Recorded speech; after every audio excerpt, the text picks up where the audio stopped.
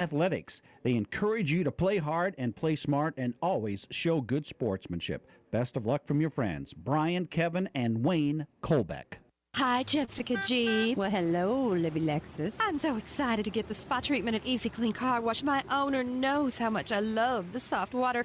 Oh, and the quick massage just makes my bumpers tingle. And the blow dry is to die for. It always leaves my exterior sleek and shiny. My owner bought me a year pass so I can have the spa treatment anytime I want. Hey, ladies. Ooh, nice tires. Oh, Mickey Mustang, you're such a player. Easy Clean Car Wash. Give your car the spa treatment today. 12th Street east of Hy-Vee, Lamar's. Focus, determination, and teamwork are just a few qualities needed to succeed in sports and in school.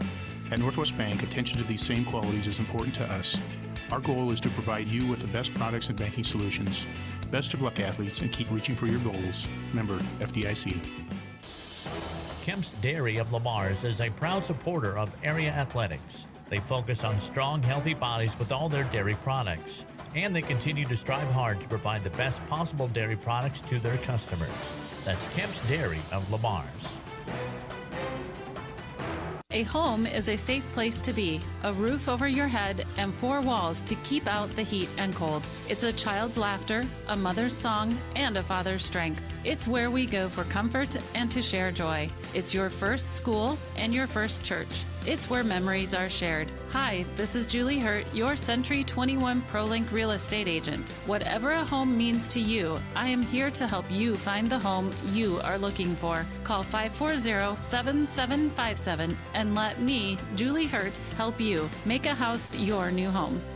Hi, this is Misty Zek. This is Brock Nohava. Hi, this is Abby Phillips. I'm Carissa DeRocher. This is Dave Close. Hi, this is Austin Sitzman. Hi, this is Jody with Exit Realty Midwest. Exit Realty Midwest is proud to support our area athletes. Find them online at exitrealtymidwest.com.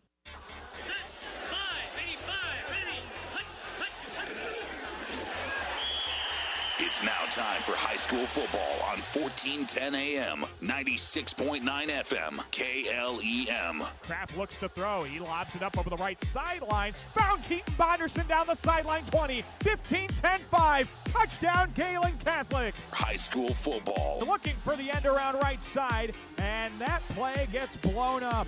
With all the action, here's KLEM Sports Director Daniel Versteeg. And a very pleasant good Friday evening to you, football fans, and we welcome you to Jim Lorenzen Field at Lamar's Community Stadium. Yes, we are home this week for a non-district matchup as the Lawton-Bronson Eagles come to town to take on your Gehlen Catholic Jays. With me for the broadcast is Gabe Davis. I'm Daniel Versteeg, as this is the finale of non-district play for Gehlen Catholic and for Lawton-Bronson. The Eagles come into the matchup with a record of 2-0. They are 1-0 in that very good Class A District 8 that featured a semifinal team last year in Woodbury Central. Gehlen Catholic is 1-1 with an 0-1 record in the district. That comes after a 15-point tough loss at home to Hartley Melvin Sanborn. And, well, when you talk about that Hartley Melvin Sanborn team, all you need to talk about is Cooper Ebel.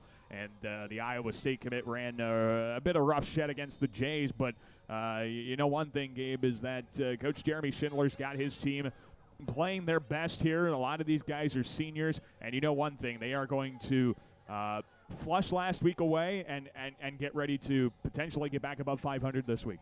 Yeah, you don't really have a choice. When you play a team like that, I looked at some stats today, and that was impressive. I mean, I didn't get to watch the game because obviously we were down. We were down in Sioux City, but man alive, 600 yards of rush offense is just crazy. And I've heard that before because I believe they played West Sioux the week before, yes, and that team they've got some guys. I mean, they had two guys go for over 200 yards rushing. That's impressive. But you know, Coach Schindler, he's going to be ready to go, and you know Gehlen's going to be ready to take the field here and get after it and put a good taste back in their mouth. Yeah, absolutely. And against the Lawton-Bronson team, you know, this matchup last year, Lawton-Bronson came into the matchup ranked. They were in the top 10.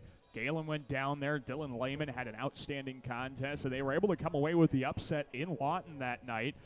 You got to think if you're Lawton-Bronson, that matchup might still be kind of just sitting around in there, maybe, stewing a bit, and you really want to get yourself maybe a better taste in your mouth considering what happened last year. Well, yeah, Lawton-Bronson comes back with returning quarterback, but he was just a sophomore last year. And that's probably one of his first tough games, not to take anything away from Akron or Missouri Valley. Right. But, looking at scores and stuff, I think they handled them pretty well last year, both of them. And now you put a quarterback in a situation against an experienced team like Gehlen, and it looks like he had some tough times. And then, Lehman and those guys got the ball rolling, and they dominated on the ground with over 250 yards of rush offense. So it'll be interesting to see what tonight brings, because according to stats, they're slinging the ball all over the place. Lawton-Bronson is. They're throwing the ball, and I think Gehlen wants to run and then throw.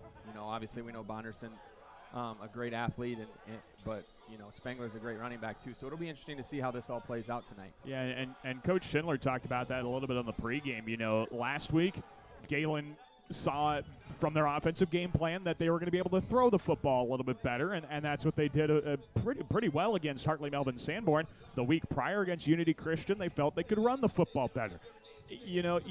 You're obviously a football coach. You're in a good system up there in Northwestern. You obviously know when you have one phase working one week and you can only have one phase working the next week, it makes you a bit of a predictable offense once you take the field. Yeah, you always want to be as predictably unpredictable as possible, I suppose you could say. But I don't think that I'm really looking out here at Lawton-Bronson and seeing them for the first time, and they have some big fellas up front. So I'm kind of surprised a little bit at how much they're throwing the ball, but I suppose it's just tough to get around them. And Gehlen will come out here, and they've got a lot of weapons. Yes. They have obviously Keaton Logan and then Ryan Augustine and Landon Riley that go along with Bonderson. So it'll be interesting to see what they do there. Spangler's going to carry a lot in the backfield, but Kraft at quarterback, he's right there. Yes. And so they've got a lot of athletic weapons. You look at their offensive line as they're running through some stuff over here. They're shaped different. Yes. But I think that they've got some gritty kids over here that are willing to get after it, and if I know anything, I know that they're going to be ready to go. They are going to be ready to go, and that was the cool thing. Yeah, it looks like kind of a size versus speed matchup. That was the thing Coach Schindler told me. I showed up to practice one week, and he said, we are quick. We are speedy. I mean, it felt like at times last year, if they couldn't get the ball to Keaton Bonderson, it was a struggle offensively. But this year, like you said, you got Aiden Spangler, you got Cole McCarty, Ryan Augustine, you got Landon Ryder, and Keaton Logan playing his senior year after not playing since 8th grade. This, when you're a quarterback like Connor Kraft and you have that many weapons, it's got to make you feel really comfortable when you drop back to pass, or you're very trusting when you hand the ball off to somebody. Yeah, and anymore the game is a lot of read stuff. So, there's some options where we're going to read the end and do different things like that. So knowing that you have very, very capable guys that not only can make the plays but also maybe draw coverage. Keaton Bonderson's going to get some double coverage. So that's a nice thing that might allow some of those other guys. I happened to see them up at the Northwestern team camp and talk to the coaches, and they said their best games are going to be in week 6, 7, and 8 as they get going. So that's a good thing, and that tells me that their line is probably where they need to. They're athletic guys on the edge. They know what they have there.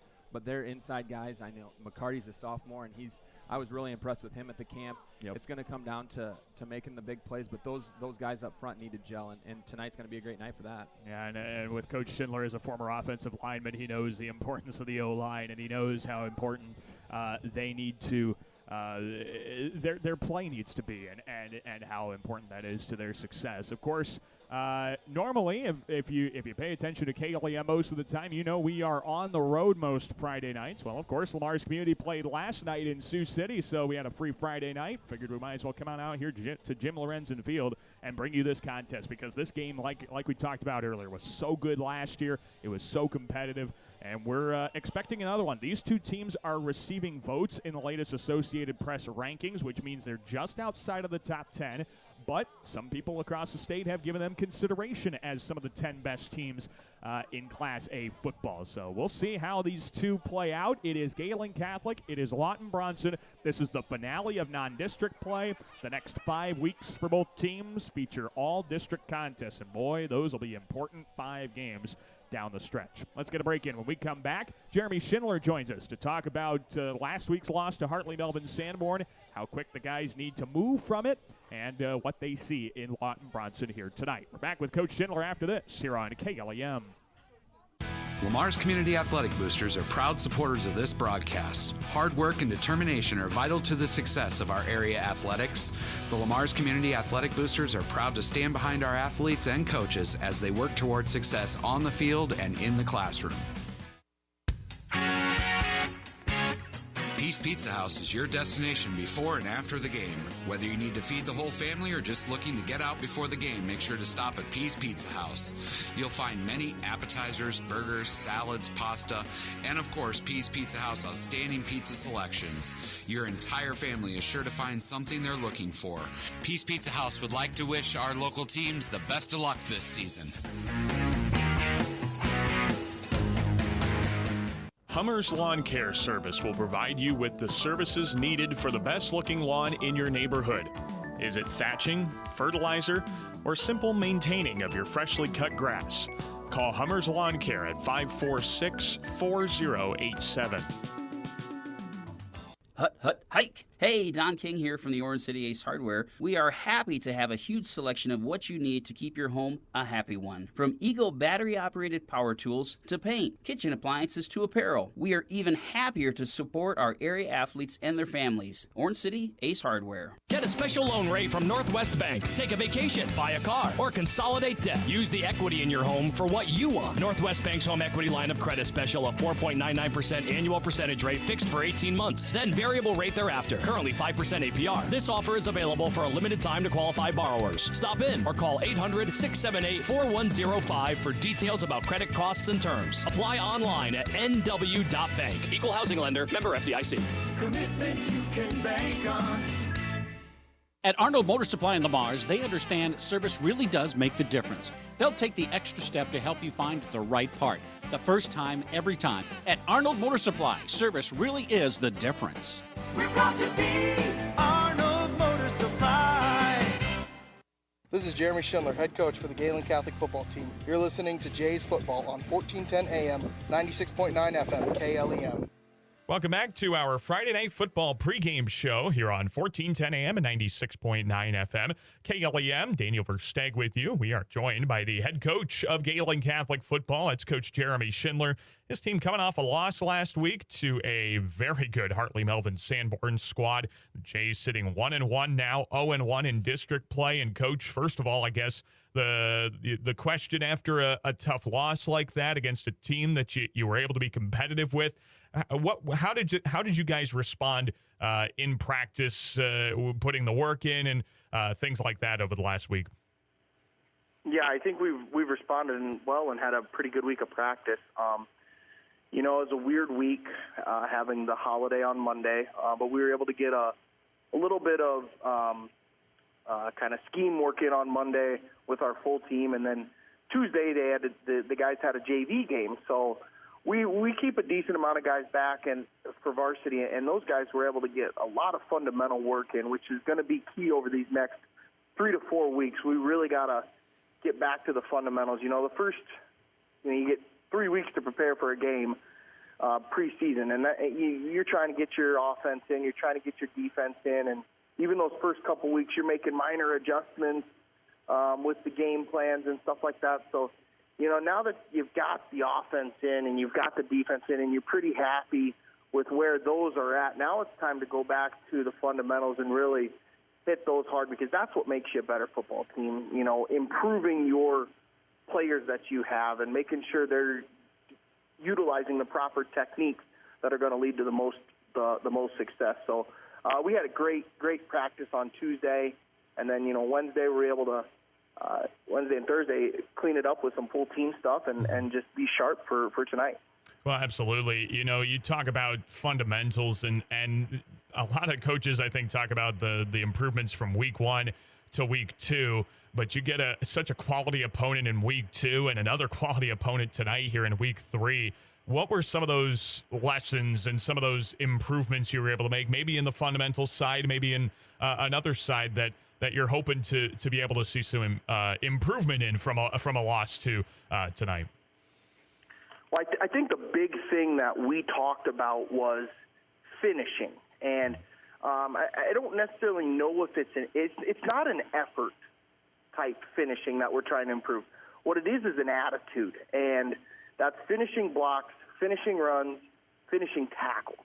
We don't question that our guys are playing hard. They played hard in that Hartley game, and they gave us everything they had. But I think now it's about being a little bit mean and a little bit nasty on the football field, and making sure that when you finish a run, you're going forward. You're getting that extra half yard to a yard by falling forward. When you finish a block, we're blocking the right people, we told them. It's seen on film. You're blocking the right guy. Now just bring some attitude with it and really actually deliver a blow to the guy. When you're tackling, run through the guy. Don't run to him, run through him. Wrap up and run through him. And I think that was the big emphasis this week. And that's something, if we start to do that, if we run through people offensively and defensively, then you'll see a lot of improvement in our team. It's going to be on display hopefully tonight. We're chatting with Jeremy Schindler, head coach of Gehlen Catholic football. Lawton-Bronson's the opponent at home at Jim Lorenzen Field. Lawton's put up some very outstanding numbers from week 1 to week 2, coming off just a dominant performance over Missouri Valley in week 2. Offensively, that's kind of where the numbers really stand out for them, obviously averaging over 40 points a contest over the first couple of weeks. What have you seen in film and how they run their offense that has just kind of allowed them to be able to put up these really impressive, gaudy numbers in the first couple of weeks? Yeah, I think one of their strengths is they do have a lot of team speed. So I think that'll be a key matchup for us is our team speed, which we think is pretty good, versus their team speed. And they got some talented receivers, and they got a quarterback who does a nice job of delivering the football to them. So it's really going to come down to making sure we understand what kind of coverage we're in on defense, and then everybody rallying to the football. They do a good job in the screen game, wide receiver and halfback screen game.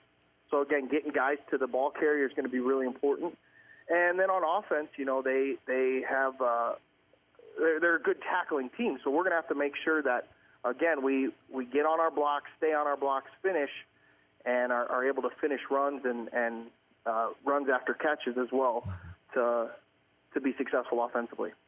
When you talk about their offense and the speed, and you've told me obviously so many times how quick you guys are, is that the key to being able to match up with whether it's 1, 2, 3, or 4 different receivers that they seem to utilize offensively? Is it that speed that is really going to be hopefully a benefit to you in matching up with their receivers? I think the speed helps, but one of the emphases we've had this week is being physical with their receivers too. And when depending upon what coverage we're in, whether you let them eat up the cushion and then you hit them, in high school, you can hit a receiver until the ball's in the air. You can't hold, you can't grab, but you can hit a receiver when they're crossing the middle of the field as long as the ball's not in the air. So being physical with their receivers is going to be really important, because if you let them get going, they are pretty fast. Now, we do have a couple guys on the back end that we think can, stay with them, but we still want to be physical with them.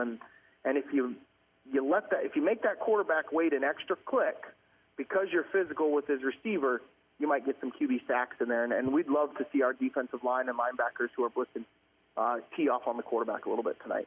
Yeah, we'd love to see that as well. We're chatting with Jeremy Schindler, head coach of Gehlen Catholic football. I guess this question's probably just the $1 million question, but I'm going to ask it anyway. When you talk about an offense that plays in the flats and utilizes screens and so much of that, what's the key defensively to being able to respect that screen game while also respecting the possibility that they might dink and dunk on you four or 5 times in a row and then just try and shoot one over the top on you guys? Well, I think you have to understand, our guys have to understand, is what are we trying to do defensively? What coverage are we in? Depending upon the coverage, you have a certain job to do. And if we're playing cover 3 and your job is to not get beat deep, then you better not get beat deep. And we'll rally up and tackle the flats because, we saw it last week. Hartley gave up the flats on us all game, and they rallied and made tackles in the flats. It's really hard for a high school football team to go 4 quarters of perfect football throwing the ball to the flats. I think we got a pretty good quarterback, and even Connor had a few misses last week that were really costly to us, and so for a quarterback to be patient enough to do that all game, especially a high school kid, that's very, very hard for them to do. They want to get the big chunk plays, and even coaches, it's hard for coaches to stay patient. So I really think just, if they're going to attack the flats, we rally up, we make tackles, and we finish plays like that, and eventually they're going to get impatient, or eventually they're going to make mistakes, and we want them to have to drive 70, 80 yards, throwing it to the flats every play. We don't want them to get behind us. Absolutely, and it's going to be an interesting matchup there with their offense to your defense. Now I guess we'll flip the script a little bit. Defensively, the numbers look just as good. I'm sure you've seen some performances on them. First of all, you mentioned their front and how important it's going to be to hold blocks. What is it about that front 5, front 7, however many they stack in the box, that makes them so good at getting into the backfield and wreaking havoc on quarterbacks or running backs? Well, they play a bear front, so they cover up. They put 3 guys on. They put 1 guy on your center, and then they cover up your guards with another guy. So there's 3 guys right in the middle of their defense, and then they take their defensive ends and they play them out in like a wide 9 technique, and they want them to shoot down the ball at a really steep angle and really try and take away that off-tackle play. So it's going to be really important for our guys when we run our powers and zones and counters and all that good stuff to make sure we get a big down block on that 3 front in the middle, and then we get a good kick-out block from our fullback or guard on their defensive end. And if we can do that, we pick off one of their linebackers in the wash, then there should be yardage for Aiden and Kale and Connor and all of our ball carriers to run with the ball. So it's going to be really important for us just to make sure that we're sound offensively in our blocking schemes and really get off on those double teams and drive people backwards into the linebackers, and that'll be a key for us tonight. That was something interesting when I saw their depth chart and saw there were 5 defensive linemen. I mean, I just don't see that very often. As you describe it, that makes sense as to how they line up in the formation. Was this something you had to kind of try and teach your offensive linemen from scratch? Was it something you guys had seen before? How did it go kind of preparing for that? Yeah, I mean, we actually played this defense a few years back. We bared our front a lot, especially against some run-heavy teams. The defensive ends, they're more like outside linebacker-type bodies. They're not big, huge. One of their defensive ends is a little bigger. He's about 205, 210, and the other one is probably in the 180 range. He's a little bit taller, skinnier type kid. So they're not like big 270-pound defensive ends. They're more linebacker types. But really for us, it's just about counting the numbers and taking advantage of what the defense is going to give us. So that was something we took care of Monday just to make sure, hey, this is the front they're going to give us, and this is how we want to attack it and how we want to block it. And the guys picked it up pretty quickly. From your offensive perspective, as again we're chatting with Jeremy Schindler, head coach of Gehlen Catholic football, it seems like you guys, well, obviously last week you guys wanted to throw a little bit more against Hartley, Melvin, Sanborn. This week I noticed their secondary has forced 4 turnovers already to start the season. What's got to be the key offensively to be able to have success in the passing game so that they have to respect not only Aiden in the backfield but also your wideouts? Yeah, I mean, it's kind of the tale of 2 games with our offense. In game number 1, we were a big downhill running team out of our I formation, and then in game 2, we, due to some injuries and just because we knew that they were going to give up the flats, we said let's go in the spread a little bit more, and it worked for the most part. Despite a couple of drives. I think you want to try and mix those, and that's when we're at our best, is when we can hop into the I formation and then we can hop into the spread and back and forth, and it really keeps defenses on their heels. And, if we're able to throw out of the eye and we're able to run out of the spread and throw in the spread and run it in the eye, you just really keep defenses guessing. And that's something that, as the season goes on, we want to make sure that we're pretty diverse in our play calls and make sure that we keep defenses off balance. But really, Connor's just got to do a good job in the passing game of taking what the defense is going to give him. And if that's the flat, take the easy throw. We'll run 5 yards after the catch. Take the easy one. That's something Connor's got. He throws a great deep ball, and he's one of those guys. Sometimes gets a little antsy, and he wants to let it rip deep. I thought last week he did a good job of taking what the defense gave him, and the numbers showed it. And we just gotta continue to do that. And then in the run game, just be punishing. I mean, we have to be punishing up front, and we have to be punishing in finishing the runs. And if we're able to do that, we should have a lot of success. I hope that success is evident here tonight, Coach. It sounds like it's going to be a great contest. A little chilly, maybe a little rainy, but hey, we'll play through it, Coach. We always appreciate your time every time we chat with you, and best of luck to your guys tonight. Thanks. Absolutely. Jeremy Schindler joining us on our pregame coverage. More from Jim Lorenzen Field after this here on KLEM. When it comes to service, your Lamar's Hy-Vee is #1 for shopping both in-store and online. Save with the Fuel Saver Plus Perks Rewards program at Hy-Vee, where there's a helpful smile in every aisle. Hey, Bobby Blazer, how long you been waiting in that line? Head over with me to Easy Clean Car Wash. They're going to get you in and out in no time and make that black coat of yours look like $1,000,000. Say, thanks there, Mickey Mustang. I've been out four-wheeling and I got lots of mud and stuff in my wheel wells and other places as well. Bobby, didn't Libby Lexus tell you that Easy Clean Car Wash will pre-spray those hard-to-reach places, give you a quick massage, and make you feel and look like a whole new truck? So that's what Libby Lexus has been up to. Mickey, she's looking fine. Easy Clean Car Wash on 12th Street, east of Hy-Vee and Lamar's. Protect your property, your home, and your land. Contact Iowa Abstract Land and Title Company for your information to update and record for your property protection. Iowa Abstract Land and Title Company. Williams & Company, certified public accountants, congratulates all area athletes in support of excellence, good sportsmanship, and the spirit of teamwork. A proud sports sponsor, Williams & Company, CPAs, your full-service business advisor with a local office in Lamar's. A home is a safe place to be, a roof over your head, and four walls to keep out the heat and cold. It's a child's laughter, a mother's song, and a father's strength. It's where we go for comfort and to share joy. It's your first school and your first church. It's where memories are shared. Hi, this is Julie Hurt, your Century 21 ProLink real estate agent. Whatever a home means to you, I am here to help you find the home you are looking for. Call 540-7757 and let me, Julie Hurt, help you make a house your new home. For all your construction needs, trust Wilchin Brothers Incorporated. They're a Better Business Bureau accredited business and will be there every step of the way to get your project done right. Call 546-4135. This is John from Siouxland Glass. You're busy. Let me help with pickup and drop off of your vehicle included in your service. Call 712-540-9080 for auto glass repair and replacement. This is Connor Kraft, quarterback for the Gehlen Catholic football team. You're listening to Jays Football on 1410 AM, 96.9 FM, KLEM.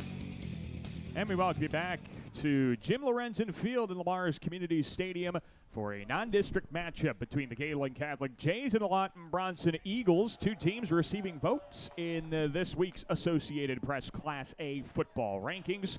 And one of these two teams comes away with, if you're Lawton-Bronson, you're looking to come away with an unbeaten record. If you're Gehlen Catholic, you're looking to come back above 500 and get to 2-1 before getting back into district play the rest of the regular season.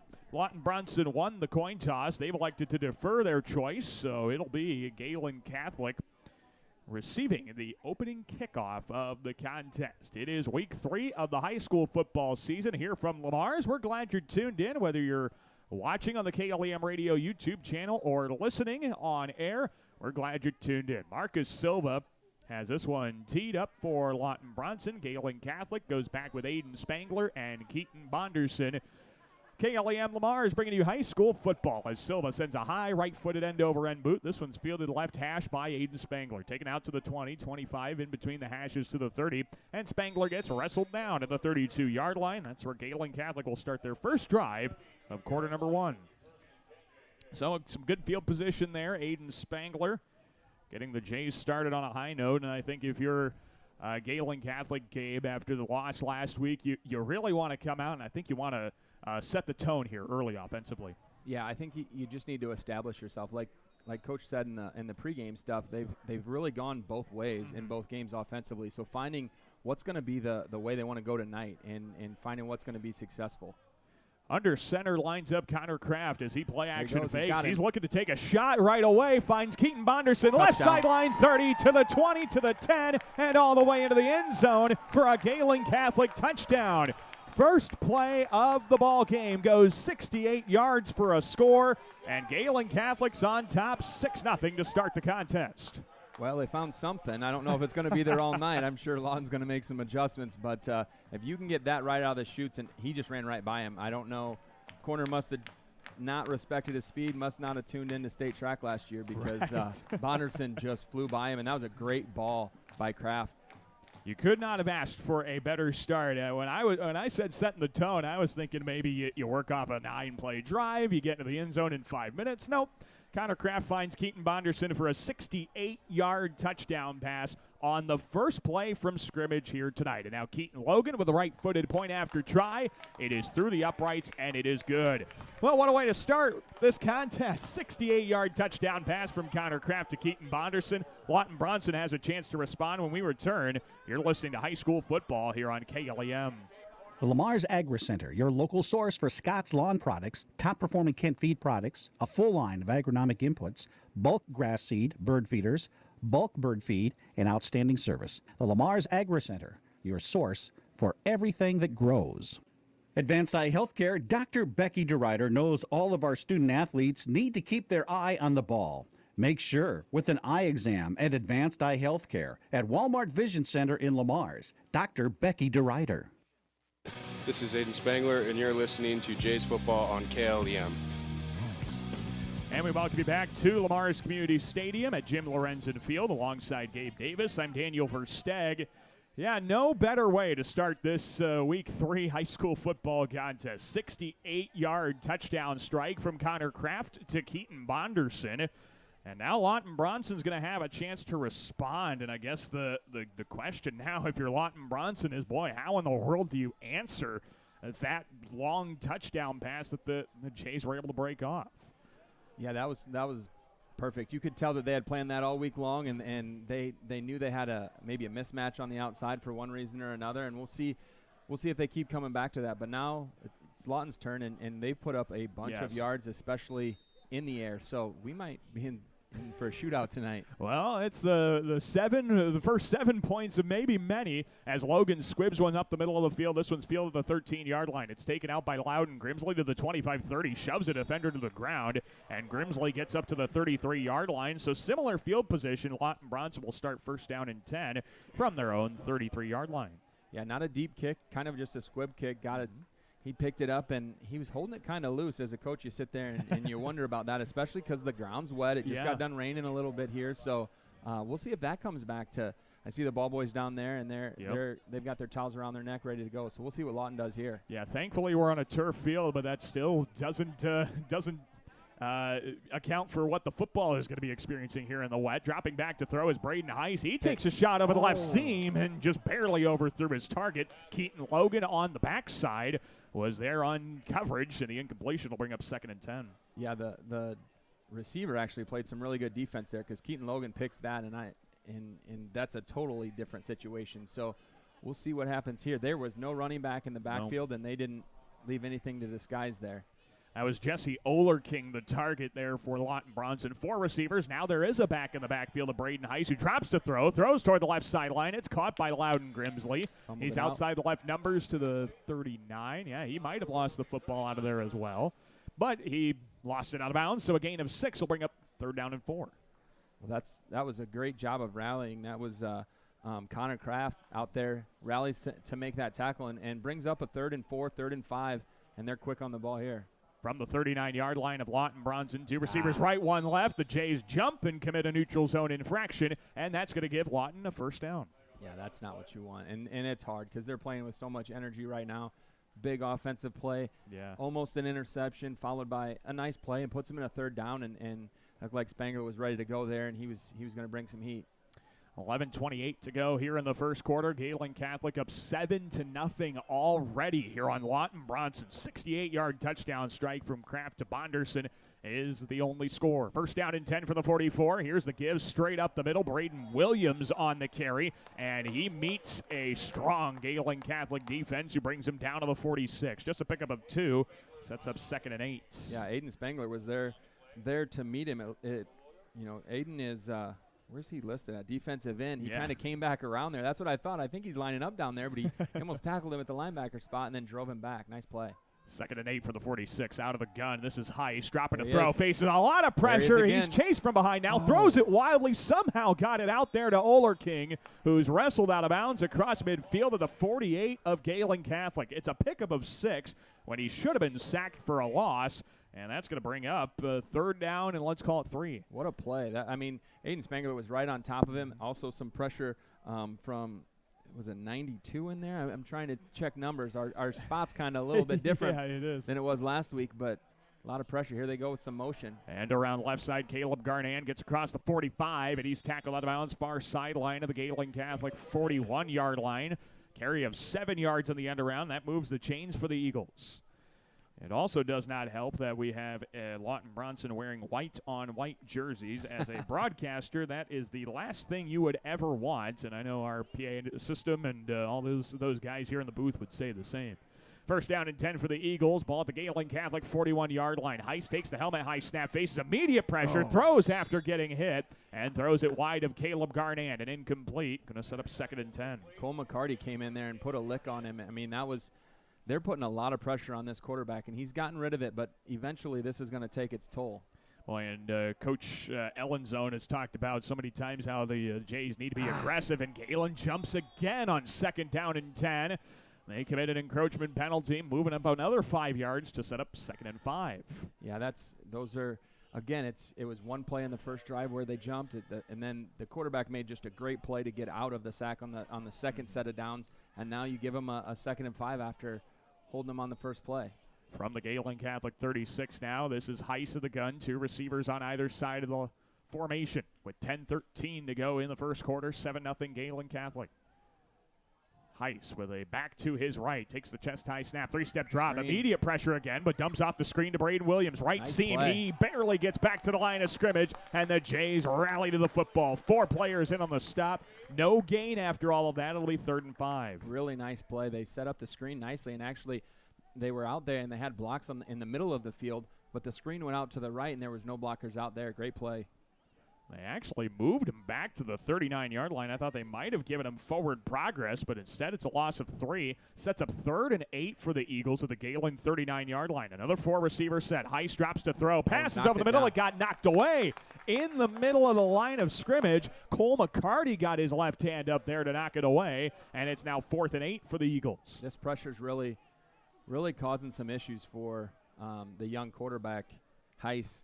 He's seeing things and he's trying to get it, but with so many people running around and getting in his views, it's making it tough.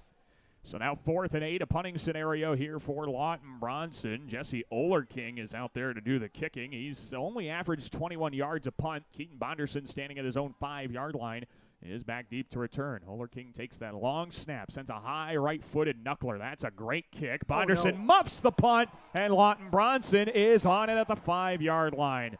Bonderson camped underneath it. Might have been caused by the wet football. The Eagles recover them off punt and have it at the Gehlen 5. Yeah, when you get inside the 10, you really start to think. I think the rule of thumb is usually you put your toes on your 10 and don't go backwards. But we know what a playmaker Bonderson is. He was back there at the 5, ready to make a play. He peeked down just at the last second and went off his hands. But now the defense gets another chance to make a play here. Well, and the Eagles get a chance to tie this one up as well. 1st and 10, handoff straight up the middle. Nowhere to go for the running back. I think it was Ethan Kanye on the carry. No gain. Going to set up 2nd down and goal. No, that is not Kanye. That's Cowan jamming it on the carry for Lawton-Bronson. Just no room running on the inside there. Yeah, nowhere to go. We'll see if the Eagles can come up with something now. 2nd down and goal from the 6. Dropping a throw. Pass over the middle is just overthrown of Caleb Garnett. It hit him in the right hand. Couldn't haul it in. Going to bring up 3rd and goal. You know, Gabe Wilchin's long arms got in the way of that, forced it to go a little bit taller. And, you know, it's a team game. Sometimes the defensive back makes the play, and sometimes the guys up front end up making the play to help it. 9:04 left in the first. 7-0 Gehlen. 4 receivers set. 3rd and goal from the 6. Screen pass out to the left side. That's caught by Grimsley trying to follow a block. He gets positive yardage to the 3, but he stops short of the goal line. It's now 4th and goal for Lawton-Bronson. This would be a great stand. I mean, obviously you don't want to be here in this position, but I mean, they don't waste any time getting those plays in and running the next one, and we'll see what they dial up here. They haven't been able to run the ball, so I'm assuming it's going to be in the air. Well, Gehlen Catholic has been able to defend the pass pretty well. So far, no pass play has gone for more than 6 yards for Lawton-Bronson. 4th and goal from the 3. Heiss looks to throw, passes over the middle. That one gets batted away in the middle of the fray. Think McCarty or Bonderson got his hands on it. It's a turnover on downs after Lawton-Bronson started at the 6, and it'll be 1st down and 10 for the Jays. Now they're stuck at their own 3. Lots of confidence there for the defense. 2 stops. 2 stops before you had to really get. And now you have to have the offense get out. We'll see if they take a shot again. Sometimes teams like to do that. Sometimes they like to just run it out and make some space. So we'll see what Coach Schindler has dialed up here. Well, I know one thing. You're probably not getting 97 yards on one play like you're able to get 68 yards on a play. Here's an I formation look. Kraft under center. He gives it around the left side. It's Aiden Spangler. And he's able to give the Jays a little bit of breathing room up to the 5-yard line. A pickup of 2. We'll set up 2nd down and 8. I formation. You don't see it near as much as you used to, but it's one of those things that when you see it, you're just like, okay, this is football. Yes. This is how you play football. And just getting that fullback in there is always nice to see. Well, and I'm sure you've also noticed this as well. It seems like offenses nowadays don't really, if they line up in the spread, they're still going to line up in the spread backed up in their own end zone. Absolutely. But to see this is really fun. Here is the handoff right Nice side. counter. Spangler gets some free room to the 10 to the 15, breaking tackles to the 20, and he gets a lot of breathing room for the Jays all the way up to the 26. It's a pickup of 21 and a 1st down for the Jays. Yeah, nice little counter play there. Got Aiden Spangler going side to side, and I think it fooled some of the defenders here, and they're going to call a timeout, and their coach is trying to get them together because Galen's kind of come out and stung them here early. Early on, it's 7-0 Jays with chance for more. 7:45 left in the first quarter. We'll take a timeout with Lawton-Bronson back after this on KLEM. Peace Pizza House is your destination before and after the game. Whether you need to feed the whole family or just looking to get out before the game, make sure to stop at Peace Pizza House. You'll find many appetizers, burgers, salads, pasta, and of course, Peace Pizza House outstanding pizza selections. Your entire family is sure to find something they're looking for. Peace Pizza House would like to wish our local teams the best of luck this season. This is Keaton Bonderson, wide receiver for the Gehlen Catholic football team. You're listening to Jays Football on 1410 AM, 96.9 FM, KLEM. We welcome you back here to Jim Lorenzen Field at Lamar's Community Stadium alongside Gabe Davis. I'm Daniel Versteg. With 7:45 to go in the first quarter of the contest, it is a 7-0 Gehlen Catholic advantage here in Week 3 of the high school football season. We are glad you are tuned in, whether you're watching this game live on the KLEM Radio YouTube channel, listening on air, or listening online. We're glad to have you. 1st down and 10 for the Jays of the 26. I formation look again. This one goes to the fullback, and the carry gets to the 29-yard line, a pickup of 3. That's Cole McCarty, the fullback. It's going to set up 2nd down and 6. They gave him the 30. That's even better when the fullback gets the ball and doesn't just have to block. So, and Cole's a young athlete. He's going to make a name for himself. I was very impressed with him over the summer, and he's got some good things coming for him. Man, he's only a sophomore, too. I mean, the upside is just all over the place for Cole McCarty. Here's 2nd and 6 from the 30. They fake the give to Spangler. Bootlegging right side. Kraft looking to throw downfield. Has Ryan Augustine of the 45. He's outside the right numbers across midfield and into Lawton-Bronson territory at the 48-yard line. A pickup of 22 and a 1st down for Gehlen Catholic. Well, they're giving Keaton Bonderson a little bit more space after the first pass, and so now they have to make sure they have a top on that defense, which allows the tight end to come across, and Big Augustine there for a nice gain to get over the 50-yard line. Yeah, he's such a big target and a nice fail-safe there. I formation, first down and 10. They fake the give to the fullback. Off tackle running left side is Aiden Spangler. He's outside the left seam. Tackled across the 45 to the 44-yard line. He picks up 4 to set up 2nd and 6. You know, that's the one thing I see that Lawton has some big bodies in there. 265 pounds at tackle. They have a number 64. How big is that guy? He's 275. 275. Yeah. I mean, they've got big guys, but that makes it tough when you're running counters and you're running around them and you're running outside of them. So, 2nd down and 6. Oh, fumbled snap. Connor Kraft has to dive on it. The exchange from under center was not there. Luckily, the Jays retain possession of the football, but they do lose 2 yards, and it's now going to be 3rd and 8. Yeah, that's not what you wanted, but you're in a good spot. Your defense has already made a stop, so that's been good. And we'll get the signal over here and see what coach decides to dial up. Is this 4-down territory or not? It's hard to tell. Yeah, at this point of the field, do you feel you're too close to punt? You're definitely too far for a field goal. Yeah, that's interesting. The Jays could have caught Lawton-Bronson with too many men on the field, but they go 3rd down and 8. Motion. Kraft looks to throw right side. It's caught by Bonderson. A flag is thrown as Bonderson cuts back into the middle of the field across the 40, and he's tackled short of the marker anyway at the 39. It's a pickup of 7, but we'll see what this flag's They're about. going to have to push him back because otherwise they're going to have 4th and 1. They're going for that one. Well, looked like the receiver on the top side didn't quite get set. Yeah, that'll do it. Yeah, Lawton-Bronson had made a late substitution. They were sprinting their players off the field.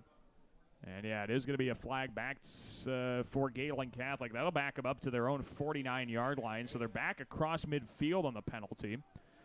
And so now it is going to be 3rd down and 13 for the Jays. 5:46 to go in the first quarter. Gehlen Catholic leads Lawton-Bronson in week 3, 7-0. Jays scored on the first play from scrimmage, and we have been silent since then for both sides. But 3rd and 13 upcoming for the Jays. Another I formation look with Kraft under center. He fakes the give. Play action bootleg throwing right side. Augustine Pass again. downfield is hauled in by Ryan Augustine. There he is. Makes an sliding grab across the 35 to the 34-yard line. It's 17 yards and a 1st down. Again, that was almost the exact same play. And then they're lulling them to sleep on the backside here. They're rolling away from Keaton Bonderson, And one of these times, he's not really flying off the ball. One of these times, he's going to get it here again. They're going big. Looks like they're running in some more big bodies. And they've got that 5-man front on the defensive line. It's that bull formation that Coach Schindler was talking about in the pregame. I formation look, fake the give to the Counter fullback. again. Handoff left side. Spangler breaking a tackle across the 30 to the 25. And Spangler gets tackled across the 24 to the 23. He's got 11 and another 1st down for the Jays. Yeah, you have Kellen and Wilchin up there, and those are big, long bodies moving around. And you know, I don't think they have probably a ton of experience just playing those positions because I don't think they've always been the big guys, but now they are. And so they're doing a great job of pulling. And actually, I think Gabe Wilchin turned around and was wondering where his guys were at there. Here's 1st and 10 of the Lawton-Bronson 23. Handoff, Spangler again finds a hole across the middle of the 15 to the 10, and he's tackled forward across the 10 to the 8-yard line. He's got 15 and another 1st down for the Jays. It's 1st and goal. This is a great drive. 98 yards almost. It's going to end up being once we get this one in the end zone, and it's going to be a nice mix of run right up the middle with some counter, some different things, and then some rollout pass. Lawton seems a little bit confused defensively. No safeties. 1st and goal, I formation. Handoff Spangler, lowering his shoulder, trying to keep the momentum going. He's tackled at the 5. Gain of 3. It'll be 2nd and goal. He can be a physical runner, and he can run with some speed. So wouldn't be surprised if they maybe put one in the air here. 2nd and very manageable. 2nd and 5 to get to the end zone. There's no safety out top. Looks like they're running side to side with one cornerbacks. I can't see his number with that white on white like you said. So I formation. Touchdown. Here's handoff Spangler straight up the middle. He's into the end zone for a Gehlen Catholic touchdown. Aiden Spangler for the 3rd time this year is into the end zone, and Gehlen Catholic goes up by 2 possessions. It's 13-0. What a drive. 97 yards right down the middle after what could have been a game-changing, early in the game anyways, changing situation. Gehlen answers right away with the defense getting the stop and then going right down the field, spreading the ball out and getting in the end zone. 11 plays, 97 yards in 4 minutes and 11 seconds. That is just a textbook drive. Aiden Spangler gets into the end zone on a 5-yard touchdown run. Now Keaton Logan for the point after off the Keaton-Bonderson hold. And the Keatons combine for the point after try. 14-0. Gehlen Catholic here in quarter number 1. Jays start the ball game strong. We'll see if it continues on the defensive side when we return here on KLEM.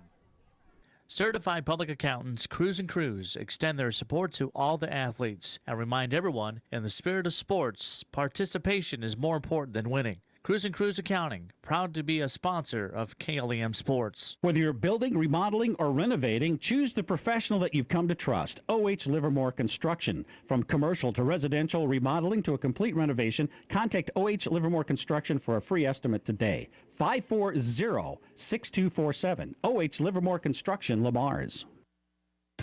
This is Trevor Morris, and you're listening to Jays Football on KLEM. And we welcome you back to Jim Lorenzen Field at Lamar's Community Stadium. Glad you're tuned in alongside Gabe Davis. I'm Daniel Versteg. Whether you can listen to this game online or on air, you can also watch this game on the KLEM Radio YouTube channel. We thank our great sponsors for that, like Julie Hurt, Realtor at Century 21 ProLink, Peace Pizza House, Northwest Bank, as well as Easy Clean Car Wash, providing you our video stream here tonight and every night. We bring you high school football on the KLEM Radio YouTube channel. 11 plays, 97 yards in 4 minutes and 11 seconds. And Gehlen Catholic gets into the end zone with a 5-yard touchdown run by Aiden Spangler. Gehlen leads 14-0 as Keaton Logan sends the high right-footed end-over-end boot. Lawton-Grimsley wants that one. He takes it from the 7. Takes it in the middle of the field. 20, 25, 30. Oh, he's got some green right sideline. 40, 45, 50. Upends the kicker, and he is gone down the right sideline for a touchdown. Yes, there is a flag back at the 45. We'll see if this one's coming back. But for the moment, Lawton-Grimsley has a 93-yard kick return touchdown. And this one, I think, is going to come back. They threw the flag where Keaton Logan had dove for the tackle, but I wouldn't see anything on that. I wonder if he didn't think that Keaton Logan got pushed in the back there. That could be, yeah. I didn't see the push, but you know what? We'll take it if it happens. It is a hold. What? On. He pointed the wrong way. He had to have pointed the wrong way. Yeah, that's hold on Lawton-Bronson, I would assume. Although, yes, he did point the wrong way. I was going to say they almost started marching the football up the field, which in that case you would want to decline it. But yes, no, this is a hold on Lawton-Bronson. So that touchdown. Wow. Yeah, that's a big tough break there for the Eagles from a 93-yard kick return touchdown to starting at their own 46. That's definitely not how you wanted that to go. But with 4:02 to go in the first quarter, Lawton-Bronson has a chance to get this back to a one-score game with first down and 10 from their own 46-yard line. Braden Heiss lines up in the gun, and there's some early movement. Lawton-Bronson's receivers move early, and they'll be penalized back further to the 41 now. The Lawton-Bronson coaches just have to be pulling their hair out right now. Mm-hmm. They've had a couple big plays, and they just haven't been able to convert, or they've had some penalties that have really shot them in the foot. And Jason Garnand is the second-year head coach at Lawton-Bronson. He was coaching the amateur Sioux City Stampede outdoor football team for many years. Braden Heiss dropping a throw. He lobs it deep left sideline over the shoulder attempt, but unable to haul that in. I believe it's Oler King on that far side of the field. The incompletion brings up 2nd and 15. That's a tough pass, but if it can get completed, it almost looks like the receiver needed to be a little bit wider, or was expected to be a little bit wider. They ran him out of the backfield, I think, there, and just couldn't quite connect. But that brings up a 2nd and 15. Yeah, and it's just a really tough break for Lawton-Bronson after having a touchdown taken away on the hold. Here's 2nd and 15. Dropping a throw. Heiss, quick pass over the middle and a collision over the middle of the field. That one is overthrown and incomplete. The target is Eli Stadsfold, I believe, and it'll be 3rd and 15. Landon Ryder read that and saw the quarterback, and he about jumped in. And I think if he gets it, I don't know that he gets touched because I think he goes right up the sideline. But they're going to keep putting pressure on this quarterback. Now it's 3rd and 15. It goes from a touchdown to 3rd and 15 at the 40-yard line. Yeah, if I was Lawton-Bronson's coaches, I'd be pulling my hair out too, as you described earlier on. Here's 3rd and 15. Dropping a throw. Heiss passes over the middle, and that one is wide of Lawton-Grimsley and incomplete. It might have gotten touched in the middle of the line as well, but 3 incomplete passes make it 4th and 15, and the Eagles are forced to punt. the biggest difference so far has been the guys up front. Gehlen's gone down the field twice. Well, one was one play, but the other one was down the field on quite a few plays. And Connor Kraft hasn't been really touched. He's been doing what he wants. They've been running the ball well. Whelan and harping on Stieg, and Kellen and Wilchin up front offensively have been huge. Here's a snap to Jesse Olerking, and this one is kind of off the side of his foot, right sideline, bounce to the 35. Yeah, Keaton came up. He wanted to field it, but the Eagles will die it down at the 32-yard line. So Gehlen Catholic will start this drive at their own 32. Thankfully, they are able to properly receive a punt this time after fumbling the last one. Yeah, I thought he was going to run up and try to get that, and the coach and me started talking louder than I probably should have. Well, it's you can't take the coach out of the broadcaster. Is that a saying? I don't know. We can make it one. Yeah, we can make it a saying. That works. So Gehlen Catholic has a chance to really open up this contest now. First down and 10 of the 33-yard line. I formation look. Kraft fakes the give to the fullback. Hands it to Spangler. Has a lot of green. Left sideline 40. 45, nice 50. Oh, he juked the defender out of his shoes. 35, 30. Left numbers 20. Breaking tackles down to the 15. And he's finally brought down to the 12-yard line. What a big carry for Aiden Spangler, well over 50 yards and a first down. That was just that same play that they've run a couple different times, the counter back to the other side, and then he got a lot of flow. And then on the backside, he ended up getting Bonderson with a couple blocks. I think Bonderson owes him a touchdown, though, because I think if he could have picked up that last one, and they'll probably talk about that later. Oh, absolutely. Those guys are buddies, and yeah, they'll razz each other a little bit down there as well. I formation again on 1st and 10 at the 11. Here's the give to Spangler. Left side running. He only gets a yard to the 10-yard line, so a much more modest gain after the 56-yard drive there. It'll be 2nd down and 9.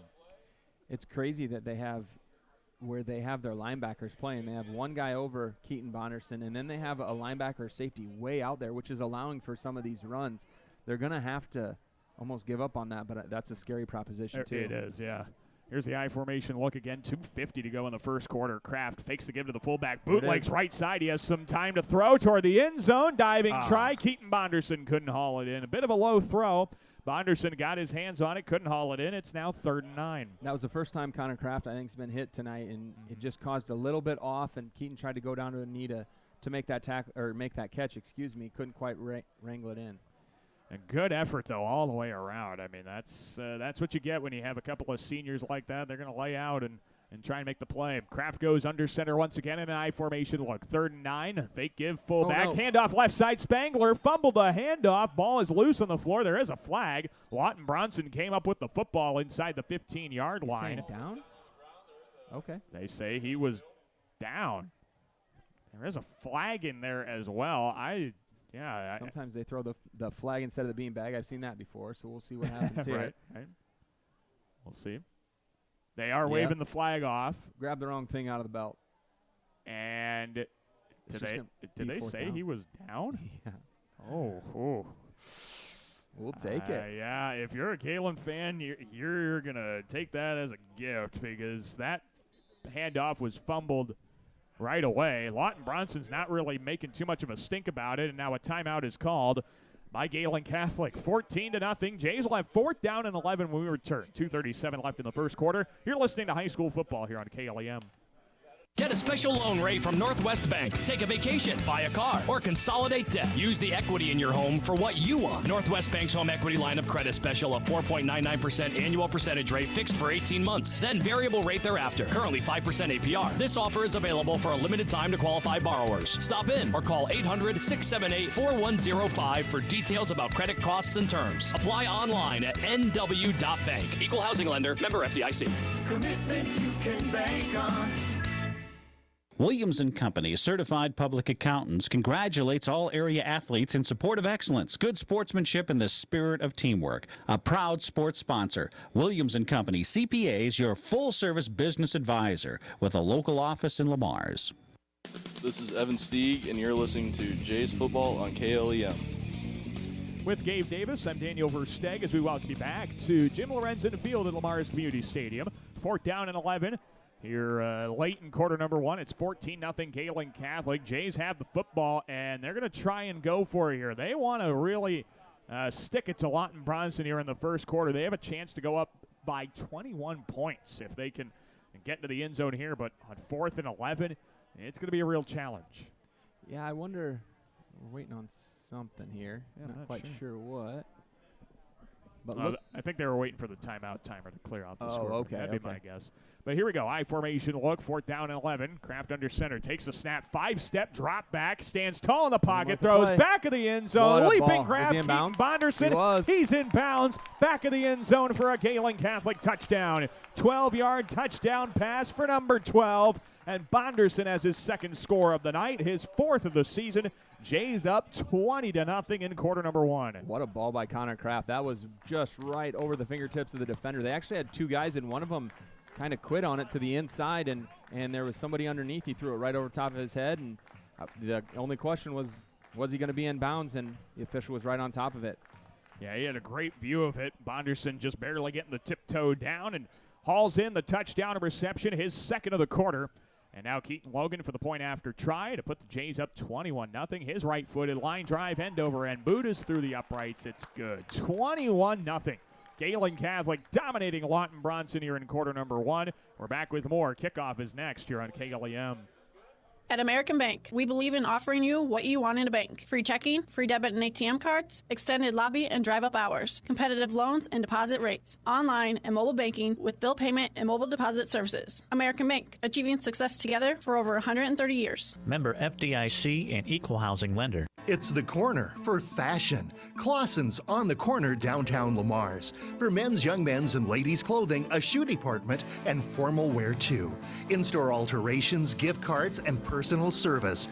Clausen's on the corner downtown Lamar's. Score big with the Sitzman Real Estate Team. Hometown realtors Shane, Peggy, Lance, and Patty are cheering the Lamar's Bulldogs and Gehlen Jays on to a victory. Buying or selling, call the Sitzman Real Estate Team today at 546-7881.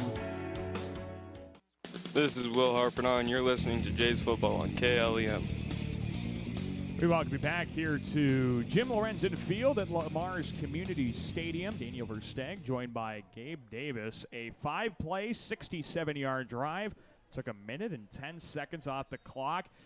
And we've blinked, and Gehlen Catholic, so 21-0 here in the first quarter. A 12-yard touchdown pass to Keaton Bonderson. Now Logan's short pooch kick is fielded at the 16-yard line by the Eagles. Spinning off a blocker, 25, left sideline 30, getting a crease to the 35. And brought down to the 37-yard line. I believe it's Ivan Smith on the kick return for Lawton-Bronson. And it is. It'll be first down and 10 here for the Eagles at their own 37. Yeah, well, I thought he was kind of stuck over there. He made a little bit of an awkward spin and ended up finding some space. I think the Gehlen kickoff team just needs to start going through people. I think they're trying to kind of go back and forth, and they're losing some lane integrity there. Well, now if you're Lawton-Bronson, it's going to be a struggle here the rest of the way, but you got to find a way to get some points. Here is Braden Heiss dropping a throw. He's facing a lot of pressure, but dumps off the screen left side. This is Grimsley, left sideline across the 40 to the 46-yard line. Yeah, he might be hurt. Gain 7. Yeah, Grimsley is down and writhing around there on the far sideline. It's 2nd and 3 upcoming. Yeah, it was a hard tackle. Somebody had him low and then hit him high. Just kind of an awkward thing, nothing ill intent. Yeah. But that's tough, though. Loudon Grimsley is one we've been able to watch in a lot of sports here for Lawton-Bronson. Again, I believe that's the one who had the football over there. I guess that's not totally confirmed yet, though. They go right away as he's off the playing surface. Here's the screen pass left side. Braden Williams, the running back, gets first down yardage on 2nd and 3 across midfield to the Gehlen Catholic 44.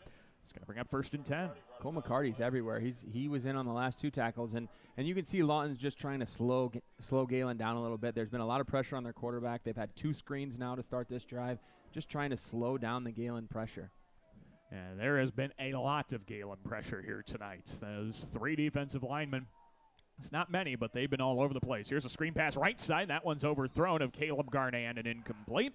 Brings up 2nd and 10. I suppose the only thing you can be thinking if you're Lawton is, obviously you never want to be down 21-0, but if you're down 21-0, you hope it's early. Right. You know, because there's plenty of time to come back. Absolutely. And you always want to be up 21-0. So Gehlen's feeling pretty good, but they also know their coaches have been around the block. They know that you can't. This isn't over. Yeah, you can't get comfortable. And we'll see what 2nd and 10 has in store for the Eagles. More pressure. Aiden Spangler brings him down for a sack. Braden Heiss has 0 time to throw. Spangler picks up the sack back to midfield. It'll be 3rd down and 16. It looked like he thought there might have been a screen, and actually I think the O-lineman thought there might have been a screen because it looked like they were downfield, but it didn't matter. Aiden came through again, and they always seem to have pressure on him. That's what's making it really tough for Lawton right now. Yeah, my goodness. It feels like, I mentioned that we blinked and it was 21-0. It feels like I'm blinking, literally blinking, and Gehlen's already in the backfield off of the snap. Here's 3rd and 16 from midfield. Heiss with 3 receivers right, 1 left. Motions a receiver behind the formation to the left side. Screen pass thrown out right side. Braden Williams, and he's wrapped up in the backfield. Brought down for a loss. It's Chance Carlson. Brings him back to the 46-yard line. Loss of 4. It'll be 4th down and a mile. They tried getting some motion going towards their sideline, thinking it might draw someone, and it did draw one person, but it didn't draw everybody. And it was a great play by Chance. Who was that, Chance? Chance Carlson, yeah, the junior getting in on the play in the backfield. Big loss back to the 44. It's officially 4th down and about 22 here. Boy, Gehlen Catholic is just dominating all facets of this game. 20 seconds left in the first quarter, 21-0 Jays. As Olerkin gets the punt away, it got blocked, but it's fielded by Landon Ryder. 50-yard line across the 45. He's down to the 43 of Lawton-Bronson. The punt was blocked. He picked up the wobbly football and took it deeper into Lawton-Bronson territory. Jays will start just 42 yards away from the end zone. Wow, I think Lawton's just overwhelmed right now. Just overwhelmed. Gehlen is coming from every direction, offensively and defensively, and they just haven't had an answer. And you can't get out of this first quarter fast enough if you're Lawton. And special teams, too. Absolutely, and special teams. It's everything. That's the crazy part about it. Lawton just doesn't have a chance to breathe. They're being choked out right now. And Gehlen's up 21-0. 9.5 seconds still to go in the first quarter. 1st down and 10 from the Lawton-Bronson 43. This handoff goes up the middle. Cole McCarty gets to the 40-yard line. And if you're a Lawton-Bronson fan, mercifully sends us into quarter number 2. Our score, Gehlen Catholic 21, Lawton-Bronson 0, and the Jays get a round of applause as they head to the bench in between quarters. We'll take a break as well. We're back with more Gehlen Catholic football after this here on KLEM. Who has time to sit and wait and wait and wait to wash your car? Choose Easy Clean Car Wash. We'll have you in and out in under 4 minutes with a shine that will make people talk. Easy Clean Car Wash, making it easy. Just east of Hy-Vee on 12th Street, Lamar's. Does it bug you to drive through a car wash to get the bugs off and all you get is a wet car with the bugs still there? Then drive to the Easy Clean Car Wash in Lamar's. With Easy Clean state-of-the-art technology, you'll be in and out in just minutes with a bug-free shine. And a tenant will assist you. They'll pre-wash the hard-to-reach areas to get those bugs off. Choose from a single wash or a gift card where you'll receive the 6th wash free. Or how about an annual pass with unlimited washes for a year? Satisfaction guaranteed at Easy Clean Car Wash just east of Hy-Vee on 12th Street in Lamar's. Easy Clean Car Wash, making it easy. Floyd Valley Healthcare wants you to play at the peak of your skills. Don't forget to stretch your muscles, hydrate, and schedule your wellness checks to reach your full potential. Best of luck from Floyd Valley Healthcare in Lamar. This is Ryan Augustine, and you're listening to Jays Football on KLEM. We welcome you back here to Jim Lorenzen Field in Lamar's at Lamar's Community Stadium alongside Gabe Davis. I'm Daniel Versteg. 2nd down and 6 is upcoming for the Jays as we start quarter number 2 with Gehlen Catholic on top of Lawton-Bronson 21-0. Connor Kraft lines up under center in the I formation. He gives it around the right side. Got new back in the backfield. Cale Pearson breaks free across the 30 to the 20, and the scat back gets all the way into the end zone for a Gehlen Catholic touchdown. Cale Pearson, the sophomore from 39 yards out, and the Jays are up 27-0 here to start the second quarter. That was quick. That guy's quick. Wow, he just kind of scooted through there, and then I thought maybe the defensive backs would kind of close in on him, but they didn't have a chance. He scooted right through there, ran right up the middle, and slid right into the end zone. Cale Pearson with a 39-yard touchdown run has the Jays up 4 scores. And 7 years ago, it's 27-0 Gehlen Catholic on top of Lawton-Bronson. 2 plays and 19 seconds for the Jays. Keaton Logan with the point after try.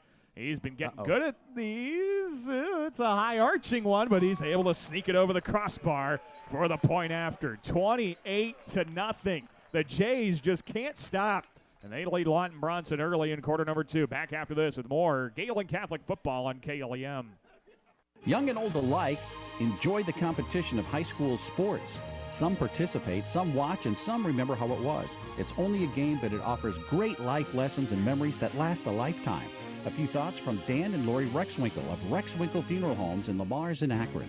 It takes a strong body and a strong mind to make you an athlete. So train hard and play smart. Play with confidence and always expect the unexpected. This message was brought to you by Van Sanitation and Recycling, proud supporters of local athletics. Prime Bank is pleased to support educational opportunities at Gehlen Catholic and Lamar's community. We're proud to support our students in the classroom, on the playing field, in the band room, on stage, or in any extracurricular activity. Prime Bank works hard to help all of our children excel in their endeavors. Member FDIC.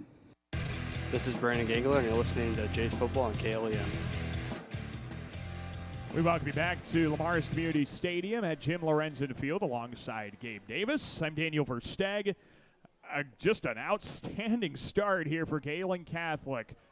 With 10 seconds gone in quarter number 2, the Jays are up 28-0. Man, we are already in danger of the running clock here in quarter number 2. And I guess for us up in the booth, maybe not for the players on the field, we thank the Iowa High School Athletic Association for changing the rules that said they can do that before the halftime break. Keaton Logan bombs a kick out of the end zone for a touchback. He's fired up. He's getting some high fives on his way back to the bench, and it'll be 1st and 10 for Lawton-Bronson at the 20.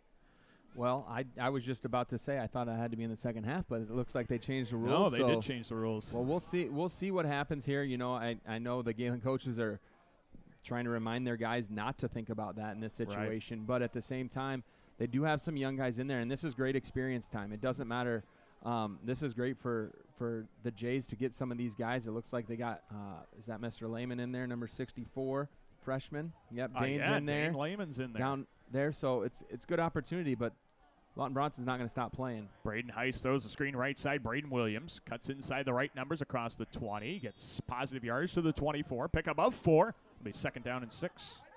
That's a nice little swing pass. That almost looked like it was going to end up going backwards. And Lawton started off with a good first down play there, getting it to a very manageable 2nd and 5.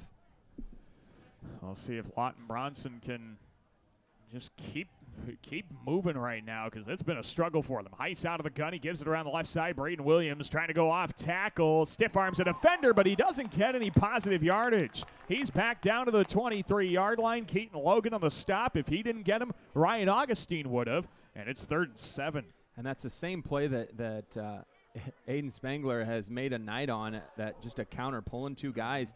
The only difference is they don't have a tight end that's blocking down, and the tight end that's blocking down, whether it's Augustine or any of the other tight ends blocking down and forcing things to go a different way, they don't have that because they have so many receivers out there. It just wasn't quite as successful.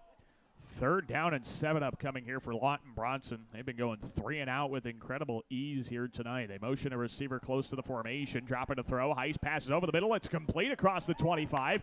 Trying to shed a tackler. The receiver gets down to the 27-yard line. It's Caleb Garnand who hauls it in. Pick up a 4. It'll be 4th and 3, but still a punting scenario for the Eagles. Again, more pressure, and that was tipped, I believe. He just made a nice play, but it was tipped, and they made the catch, rallied to the ball. And another punt for Lawton-Bronson here. Yeah, unfortunately, they're getting too many reps in for Jesse Olerking at the punter position. He's, of course, out there as a wide receiver most nights. Keaton Bonderson standing at his own 40-yard line, ready to return this one with 10 minutes left in the half. Olerking takes the snap, sends the high right-footed wobbling kick. This one bounced in front of Bonderson to the 42-yard line. It takes a bit of an eagle roll and is finally down at the 41-yard line by Caleb Garnand. And it'll be 1st down and 10 for the Jays from their own 41. They've had good field position for the most part. The one time they didn't, they just had a great drive after that defensive stop, and then now they're getting it again right near midfield, and that's, you're so much more comfortable calling plays as an offensive coordinator when that's the situation. Yeah, you got so much field to work with. You feel like Yeah, I guess at that point you probably feel like you have unlimited downs out there. You're just kind of playing practice football at that point. But the Jays still have work to do. They still have their first stringers out there. Connor Kraft under center in the I formation. He takes the snap, gives it around the left side. Aiden Spangler trying to bounce off tackle, cuts back inside the hashes, and he's across the 43 to the 44. Gain of 3 for Spangler. It's 2nd and 7.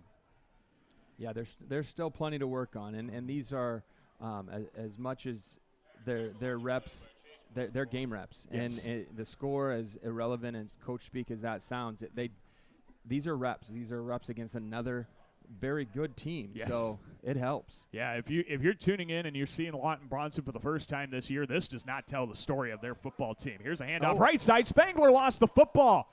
Getting in there, the ball got batted away by the linebacker Will Hennon.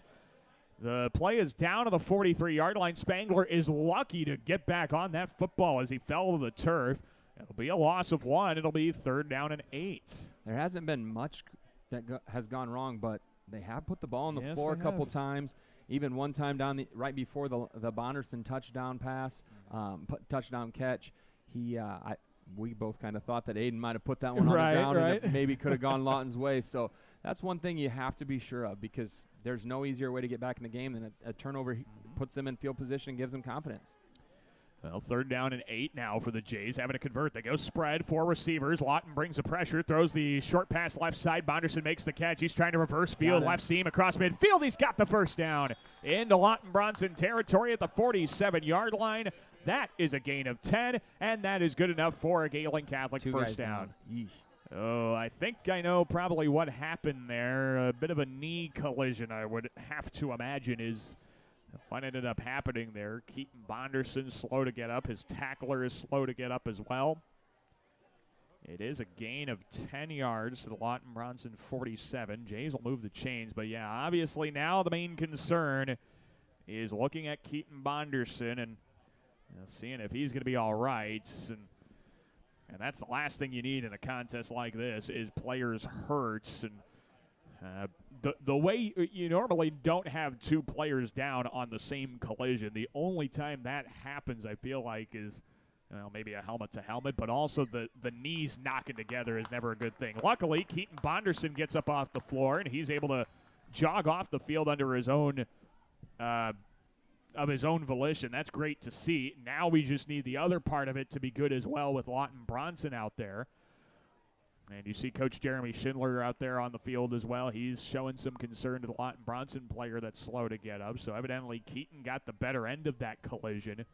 We hope Lawton-Bronson's player down is okay as well. While we have a bit of time, let's thank our sponsors bringing you Gehlen Catholic football here on a Friday night. Great sponsors like Williams & Company, Rex Winkle Funeral Home, Hy-Vee, Clausen's Clothing, Tenninger Insurance, State Farm Agent Michael Crank, Van Sanitation, the Lamar's Agri Center, Julie Hurt, Realtor at Century 21 ProLink, American Bank, Lamar's Athletics Booster Club, as well as OH Livermore Construction, Iowa State Bank, and Advance Eye Healthcare. Yeah, it looked like Will Hennon was the player slow to get up, but he's walking off the field without any true assistance, and that's good to see as well. So it looks like both players, just a quick stinger maybe, and it looks like they're going to be all right, which is outstanding to see. Yeah, it looked like Keaton was pointing to his hip. Maybe he took a helmet to the hip or something like that, and those guys, they've got pads, but sometimes they're not covering everything, Right. and those bones stick out a little bit, and you take one, and that stings pretty bad. So yeah, 100%. First down and 10 here for the Jays as we resume action after the injury timeout. Jays have it at the Lawton-Bronson 47. They fake the give to the fullback. Handoff right side. Spangler follows his blocks in between the hashes across the 42 to the 41-yard line. A pickup of 6 there for Aiden Spangler. It's 2nd and 4. they've just lived going right up the middle. They're just not going off tackle. They don't need to. Nope. They're going up the middle. If they want to go outside, they kind of roll the quarterback out and find something that they like. Well, it's like I think you mentioned earlier on in the contest is Aiden Spangler gives you the best of both backs. He's 6 foot, 190 pounds, so he can bowl you over. And then once he's done bowling you over, he's going to outrun you all the way to the end zone. I mean, it is a tandem, a duo that you can't match. Here's the handoff to Cole McCarty, the fullback. He is tackled forward to the 38-yard line, gains 3 to bring up 3rd and 1. Really close to the first down there. It looked like he was trying to keep his feet as long as he could. There's so much good blocking going on for the Jays right now. They're winning at the point of attack, and then even you have your tight ends and your backs and even your receivers getting those extra blocks or carrying out fakes, which are huge, especially when you're trying to make a big play.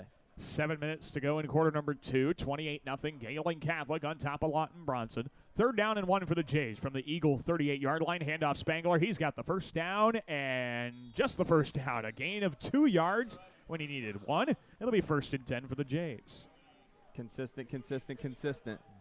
And you wonder if you'll see Keaton Bonderson again tonight after that last play and getting him dinged up, and you know the significance that he has.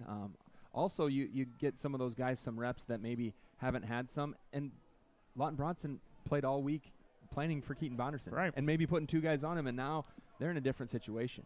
High formation look, handoff right side. There's Spangler, 1st down and 10. Stiff arms a defender, gets to the sideline, stiff arms another one. And he's finally wrestled down on the right sideline at the 32-yard line. Pick up a 4 for Spangler. It's 2nd and 6. You know, I've noticed as I'm looking at some of these, Lawton-Bronson has some sophomores, some young kids getting some time here. So they've had some success early in the year. They're not having it tonight, but they're rallying to the ball, and Galen's making them work for everything. 2nd down and 6 for the Jays. They are eating up a lot of clock on this drive, on the verge of 4 minutes for this drive. I formation look, handoff left side. It's Spangler looking to bounce off tackle. 30, left seam, 25, toward the numbers, 20, and he is finally fought down at the 19-yard line. The ball did pop out, but he was down. It's a gain of 13 and a 1st down. I'm sure he's going to say, I was way down, but every coach over here is thinking, just hold on to it and hand it to the official. Exactly. Yeah, don't even let the officials try and decide that for you. Just be sure of it. Here's 1st down and 10. Jays are in the red zone, and I want to say they were in the red zone earlier on tonight.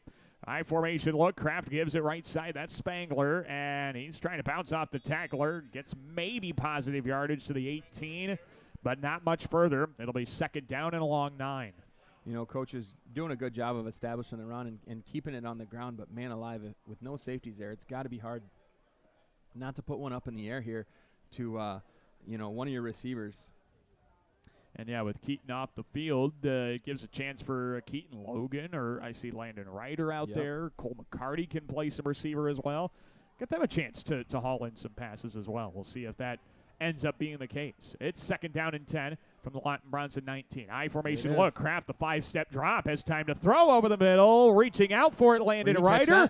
Off the tip. Did he catch it that? Is incomplete. Called by our official. Keaton Logan made an outstanding diving try off of the deflection from Landon Ryder, but they say he trapped the football to bring up 3rd and 10. Man.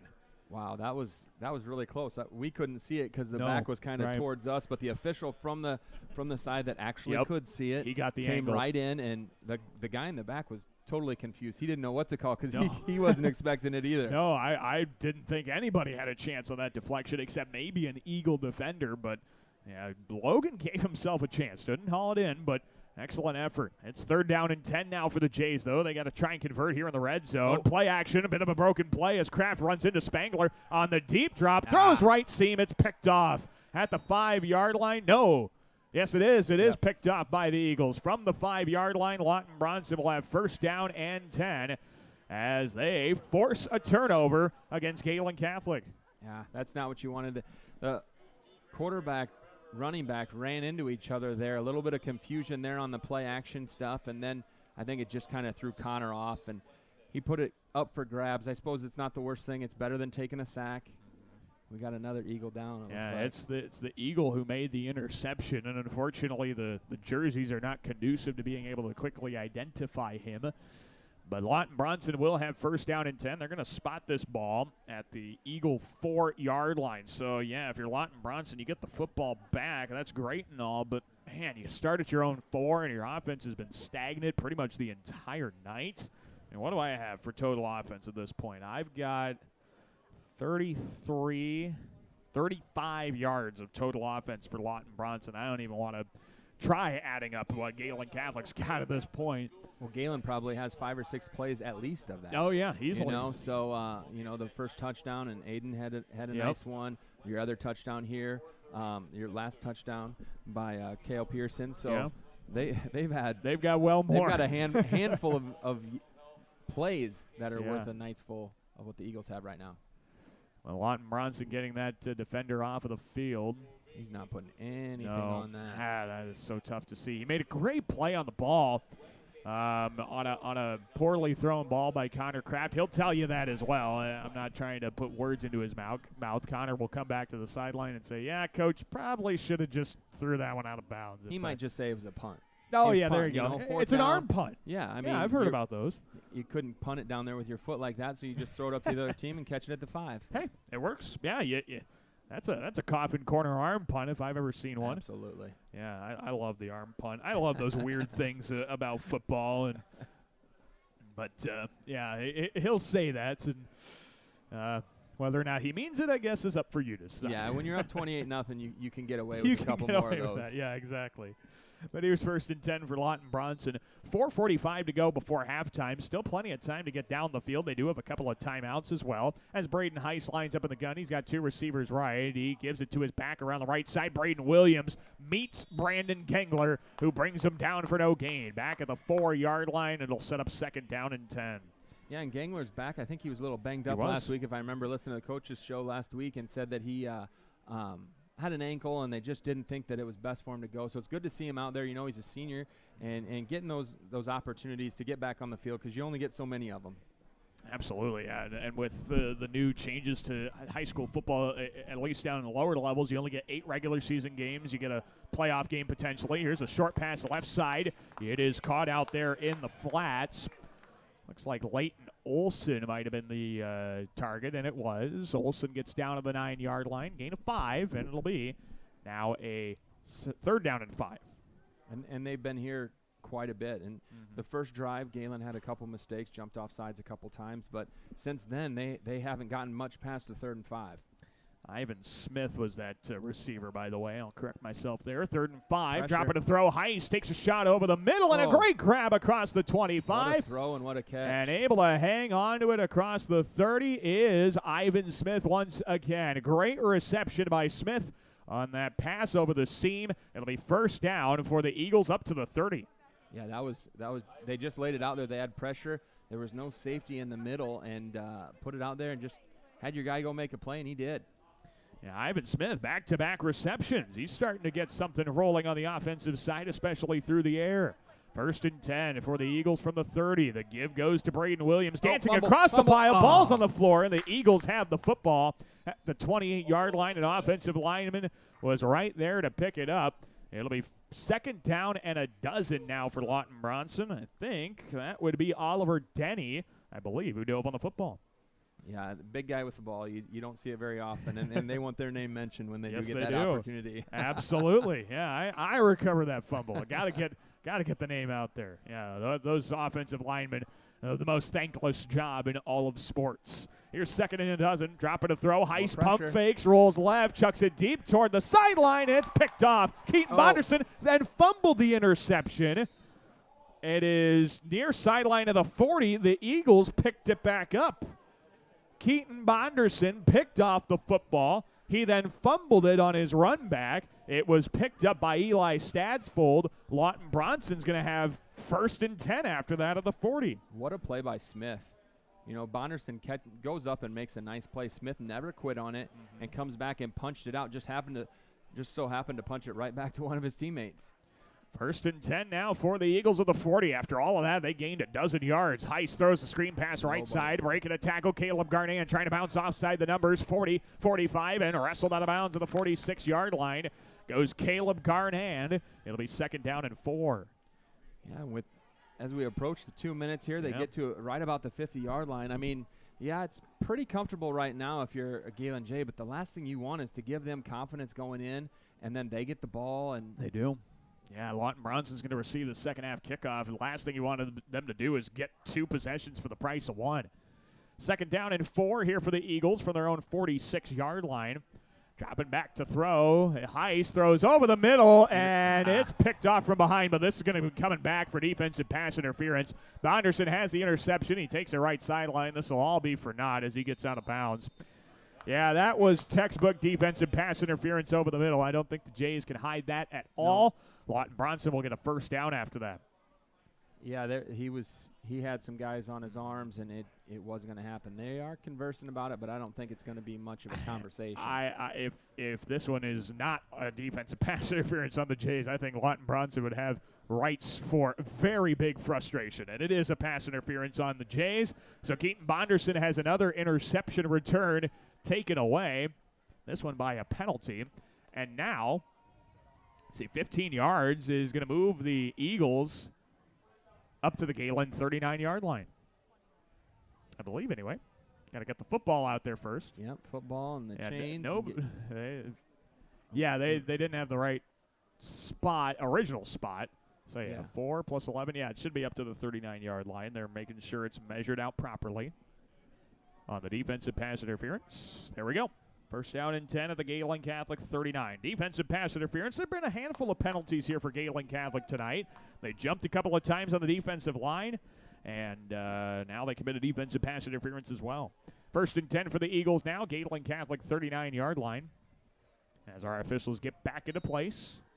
Eagles will have Braden Heiss line up in the gun, and 2 receivers right and 1 left, a fullback off his left side. Heiss, a short drop, throws a fade right sideline. That's offensive pass interference. And nothing is called. Jockeying for position. Landon Ryder and the receiver. All of it's incomplete. It'll be 2nd and 10. Wow, that was interesting. There was some hand fighting, to say the least, out there on the far side. And the Lawton-Bronson receiver did not come back to play the football at all. Well, it'll be 2nd down and 10 for the Eagles. No flag on the play. 4 receivers as Heiss takes the snap out of the gun, throws it left seam. That ball is hauled into the 20-yard line, taken across the 15 to the 11. Ivan Smith on the reception out to the 13-yard line. It's a 26-yard gain, and the Eagles have 1st and 10. Smith's had quite a drive. He's caught a couple balls. He's forced a fumble.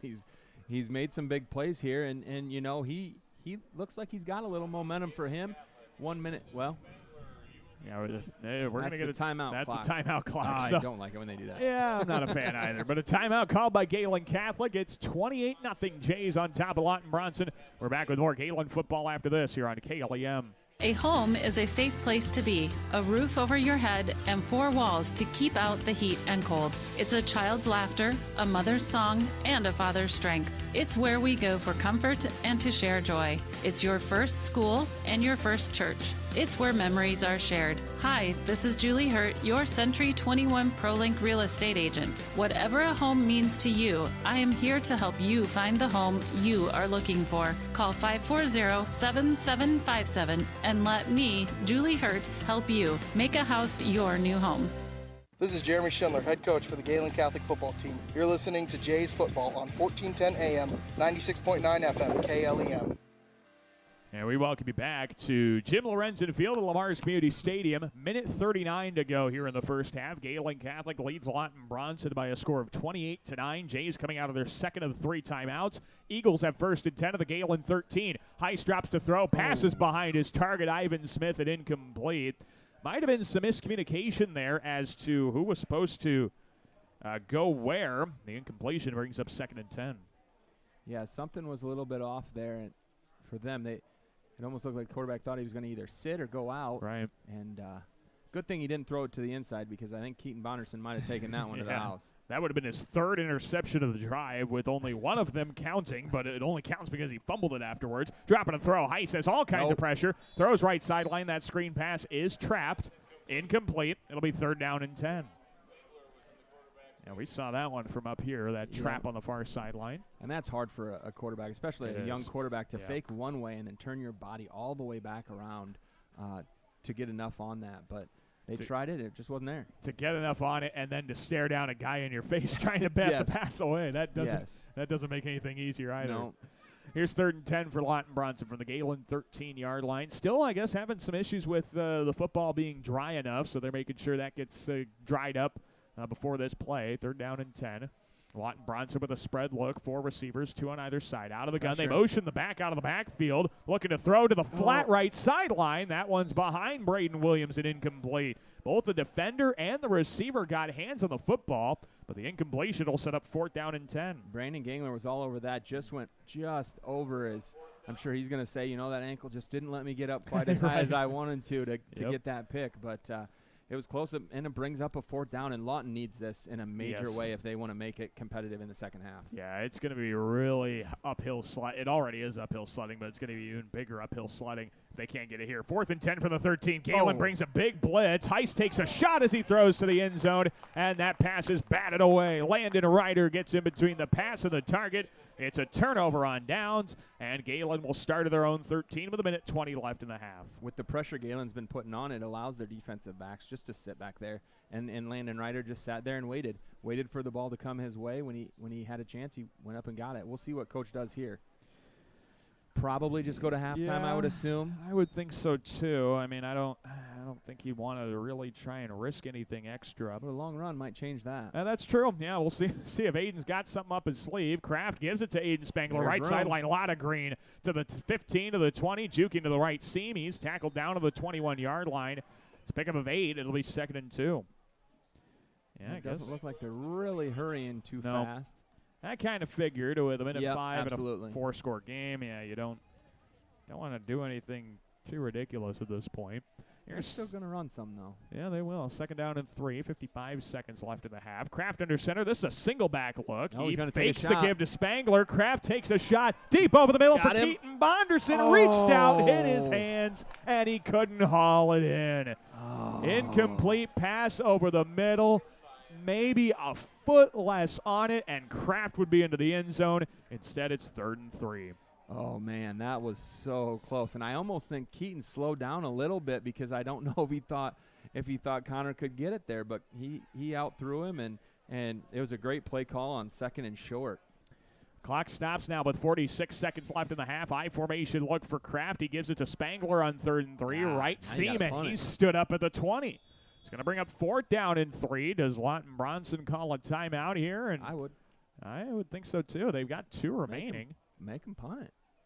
They are letting the clock run. Now they call a timeout with 29.5 seconds to go in the first half. Yeah, they took a lot of time off of the clock before they had decided, we're going to see if we can get the ball back. With 29 seconds left to play before halftime, Gehlen Catholic's going to have a 4th down and 3, probably a punting scenario when we return here on KLEM Lamar's.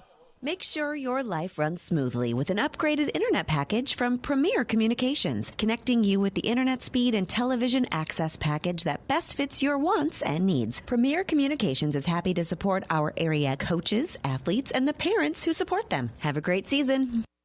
Being on the winning team in Northwest Iowa for over 130 years, Iowa State Bank is a proud supporter of all our area high school sports teams. Iowa State Bank, we're ready for you. This is Connor Kraft, quarterback for the Gehlen Catholic football team. You're listening to Jays Football on 1410 AM, 96.9 FM, KLEM. And we welcome you back to Jim Lorenzen Field at Lamar's Community Stadium alongside Gabe Davis. I'm Daniel Versteg. It's 4th down and 3 for the Jays at their own 20-yard line. 29.5 seconds left to play before the halftime break. Jays are up 28-0 on Lawton-Bronson. 21 of those points came in quarter number 1. And actually, all 28 points came in within the first 10 seconds of quarter number 2. But it's been weird to have 11 minutes or so without any action. Keaton Bonderson ready to boot this one away. Lawton-Bronson will see if they can get something quick here before the break. Bonderson takes a snap, sends the high right-footed wobbling kick. It is fielded at the 43-yard line, and looking to take it out to the 45-yard line is Ivan Smith. He takes to midfield, trying to reverse field, right seam. He stiff arms a man to the 45. There is a flag back at the 30-yard line as Ivan Smith gets out of bounds at the 44 of Gehlen Catholic. 13 seconds to go in the half, and we'll see what the flag is. That'll probably dictate whether Lawton-Bronson decides to take a shot here or not. Yeah, I'm assuming it's going to be a hold. It seemed way to the backside of everything, so that probably pushes them back on the other side of the 50. They do have one timeout left. They do. You almost wonder if he wouldn't have been better off just getting tackled there and saving a little bit more clock, but it's hard. Your kids want to go out and make plays and do the right thing there. Actually, Galen's going way back. And, it's a hold. No, he did. He pointed the wrong way again. No, it's a hold. It's on 2. I didn't see what the first penalty was. but the second one was hold on them. So we're going to redo We're this going to whole replay thing. the down. Yes, we will. And that's probably the worst case scenario for Lawton-Bronson because the clock does not reset after all of that. 13 seconds left before halftime. It's 28-0 Jays. Yeah, so we got a timeout called by Gehlen Catholic. They're going to use their final timeout of the half. We'll get a chance to take a timeout as well. We'll take it back after this here on KLEM. Peace Pizza House is your destination before and after the game. Whether you need to feed the whole family or just looking to get out before the game, make sure to stop at Peace Pizza House. You'll find many appetizers, burgers, salads, pasta, and of course, Peace Pizza House outstanding pizza selections. Your entire family is sure to find something they're looking for. Peace Pizza House would like to wish our local teams the best of luck this season. This is Aiden Spangler, and you're listening to Jays Football on KLEM. With Gabe Davis, I'm Daniel Verstages. We welcome you back to Jim Lorenzen Field at Lamar's Community Stadium. It's 28-0 Gehlen Catholic on top of Lawton-Bronson. We had a lot of shenanigans on that last punch, basically holding penalties for both sides. They're replaying the down, so the Jays will be back to punt once again from their own 20-yard line. And with 13.5 seconds to go in the half, the Eagles lost 16 seconds on a play that ended up not counting. Now, Bonderson sends the high right-footed end-over-end kick. That one is muffed at the 40-yard line. It's picked up and taken out by the Eagles to the 35, 40, right seam 41. Stopped down with 1 second left before halftime. On the run back there was Dominic Smith. And the Eagles will have one play here with 1 second left in the half. Yeah, you can't imagine they're going to do a whole lot with this, maybe, unless they got a trick up their sleeve and something they want to try to pull out. But just getting to the end, but you're going to have athletes like Ryder and Bonderson and Logan back there, so I don't think you have much of a chance. But I've seen it happen. But usually guys can throw it 60, 70 yards when that happens. Right. And I don't know if this QB, I know he's certainly not going to have enough time. No, he's not. Yeah, and Bonderson's playing 25 yards off the football on the single high safety. There's no doubt about that. Here's 1st and 10. They just hand it off right up the middle. Braden Williams is stood up at the 43-yard line, and that will take us to the halftime break. Our score, Gehlen Catholic 28, Lawton-Bronson nothing. An absolute dominant start to this contest has since started to even out. The last 11 minutes and 50 seconds of this first half was kind of the game we had anticipated coming into tonight, but the first 12 minutes and 10 seconds, nowhere near what we anticipated. 28-0 Gehlen Catholic. As we go into the locker room, we'll take a break. When we come back, we'll have a breakdown of the first half, get you caught up on what you missed. We'll talk it over, see what things both teams will probably be doing at the halftime break and into the second half. We'll also check out some scores from around Northwest Iowa. Busy night of high school football, week 3. The 1A and 2A schools will be getting into district play next week. All kinds of fun stuff going on around the state. We'll take a break. Back with our halftime coverage from Jim Lorenzen Field in Lamar's. You're listening to Gehlen Catholic Football on KLEM. Hi, this is Julie Hurt with Century 21 ProLink in Lamar's, your local real estate expert dedicated to results. Whether buying or selling a home, call me, Julie Hurt, with Century 21 ProLink in Lamar's at 540-7757. That's 540-7757. Since 1932, Tenninger Insurance has been providing the area with dependable insurance coverage. A.J. Tenninger continues the tradition as an independent insurance agent dedicated to serving you. Tenninger Insurance, Plymouth Street, Lamar's. Get a special loan rate from Northwest Bank. Take a vacation, buy a car, or consolidate debt. Use the equity in your home for what you want. Northwest Bank's home equity line of credit special of 4.99% annual percentage rate fixed for 18 months. Then variable rate thereafter. Currently 5% APR. This offer is available for a limited time to qualified borrowers. Stop in or call 800-678-4105 for details about credit costs and terms. Apply online at nw.bank. Equal housing lender. Member FDIC. Commitment you can bank on. Gehlen Catholic School, excellence in education, leadership through Christ. For information, check their website at gehlencatholic.org. Campbell's Lawn and Landscape is a proud supporter of local athletics. Hard work and determination is what leads to success, and just like the team, Campbell's Lawn and Landscapes believes the same with their business.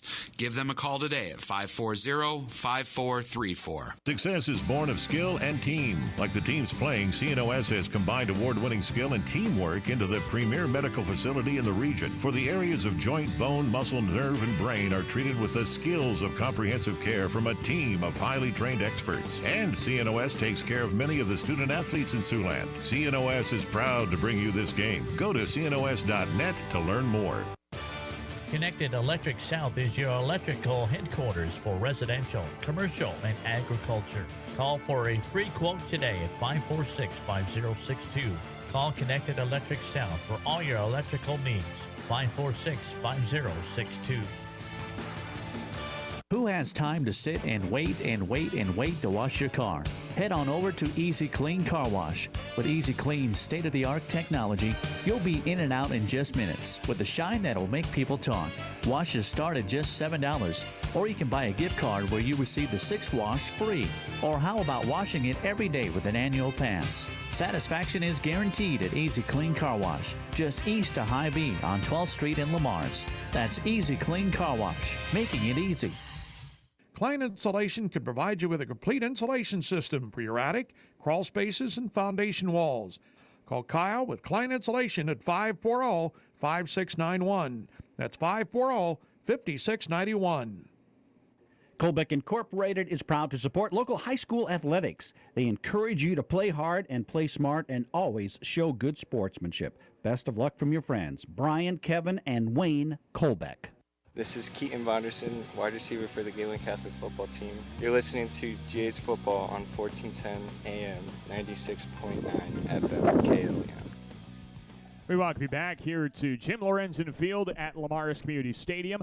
Alongside Gabe Davis, I'm Daniel Versteg. Our score, as we bring you our halftime coverage, is Gehlen Catholic 28, Lawton-Bronson nothing. Absolute fantastic showing here by the Jays. Let's break it down to you, first of all, by our drive chart. And you're going to sense a trend, a tale of the first 12 minutes and 10 seconds and the tale of the final 11 minutes and 50 seconds. We'll start right away. First play from scrimmage, 68-yard touchdown pass from Connor Kraft to Keaton Bonderson. Made it 7-0 right away. Lawton-Bronson then had a chance to score thanks to a muff punt. They would start a set of downs at the 6-yard line of Gehlen Catholic. They got down to the 3, but had to turn the ball over on downs. Could not quite find the end zone.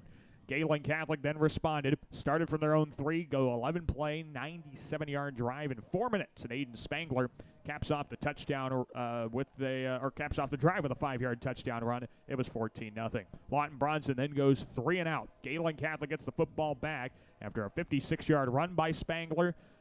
Connor Kraft finds Keaton Bonderson again. 12-yard touchdown pass. It was 21-0.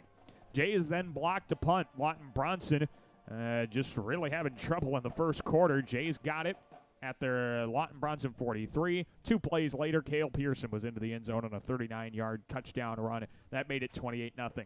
Since then, the Lawton-Bronson next drive started and went 3 and out on a punt. Gehlen Catholic got the football. It looked like they were going to have an outstanding drive getting all the way down to the end zone. They took 5 minutes off the clock, got down to the red zone, and Connor Kraft threw an interception. Lawton-Bronson then got the ball back. They almost turned it over on an interception that was then fumbled. Got the ball back, marched down the field, got all the way to the 13-yard line, and turned the ball over on downs. And then a punt and then the halftime break sent us into the locker room. So that is how we've gotten to a 28-0 ball game. The numbers, Gehlen Catholic, 327 yards unofficially of total offense, 198 on the ground, 129 through the air. You can thank Aiden Spangler for the lion's share of that offensive production. Spangler, 19 carries, 151 yards, and a touchdown for the Gehlen Catholic senior running back. Other contributors, Cale Pearson, 39 yards on the ground and a touchdown. Through the air, the Jays with 129 yards passing. That is Connor Kraft going 5 of 9 for 129 yards. 2 touchdown passes and an interception.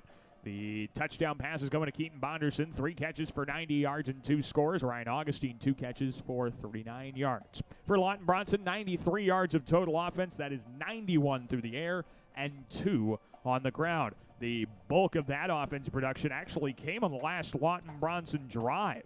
It was Mr. Ivan Smith who came out of nowhere, hauled in 3 passes, comes away with 52 yards receiving on that drive as Lawton-Bronson finds themselves with now potentially a weapon they can take into the second half of the contest. And Gabe, I mean, if you're Gehlen Catholic, I think you absolutely have to be proud of the way you started off the contest. But, man, I mean, not to get greedy or anything, but I think they would have liked to find the end zone at least one more time with that entire quarter of nothing. Yeah, definitely. And, you know, coaches are never truly satisfied with how things go. What a great first quarter. You can't say anything about that. And then you get one of the young kids in there to start the second quarter with a 39-yard touchdown run. And then it just kind of was flat. And it's hard to manufacture because sometimes it does have to be manufactured, that energy when you're up 28-0. But that's where it becomes important that you're not playing against the scoreboard. You're not playing against Lawton-Bronson. You're playing against, you know, how much better do you need to get in the next couple weeks when you open up district play and you have those other teams that are on your schedule. So continuing to get reps so that next week at Hinton and then Akron and those teams, you're better because of these next 2 quarters. Well, absolutely. And if you're Gehlen Catholic, yeah, I mean, it was just maybe a couple of things here and there that just kind of petered out their drives. Of course, they ended with a 3-and-out. They weren't really trying to do a whole lot with that last drive. But that interception, I think, probably sticks in their craw a little bit more. I mean, they got down to the red zone. They got down to the 19-yard line. And then Connor just makes a bit of a mistake, a poor lapse in judgment. And that happens. But I guess the question becomes, how do you get past that if you're Gehlen Catholic and then, move forward with knowing that there's going to be plenty more opportunities? Yeah, and that's you're right. They were inside the red zone, and, of course, they'd love to score it. But it was 4th down, I do believe, on that play. And so, the decision he made was just as much get it out of my hands and see what can happen because you do have such explosive playmakers. Now it's just being a little bit more consistent. They've had a couple, the ball's been on the ground a couple times, had a couple mistakes as far as penalties. And those are the little things that Coach is probably talking about right now. Yeah, we played a really, really good first half, but it's never perfect. And I think he said that before. You're never going to have perfection, but you really, really want it. And so coming out in the second half, sticking to the game plan, Lawton's not going to stop playing. And Smith had a great drive. I was looking at stats here, and I don't think he has any. I don't have him down for a reception all year long at this point in time, according to the stats that I have. So he had 4 or 5 receptions just on that drive, and so they're not going to quit playing. They've got some young kids that are still hungry, and just as quick as you scored 28, a team that has 1,000 yards in the first 2 games or nearly 1,000 yards in the first 2 games, they're capable of scoring. Right. So you need to stay consistent and not look too far ahead right now. Yeah, and you talk about not playing the scoreboard. I think Lawton-Bronson also needs to hear that message with the fact that, you could get really down on yourself and say, man, we're down 4 scores. That's going to take so much work. But, they start the second half with the football. As you mentioned, Ivan Smith was fantastic there in the last drive, picking up 50-plus yards receiving.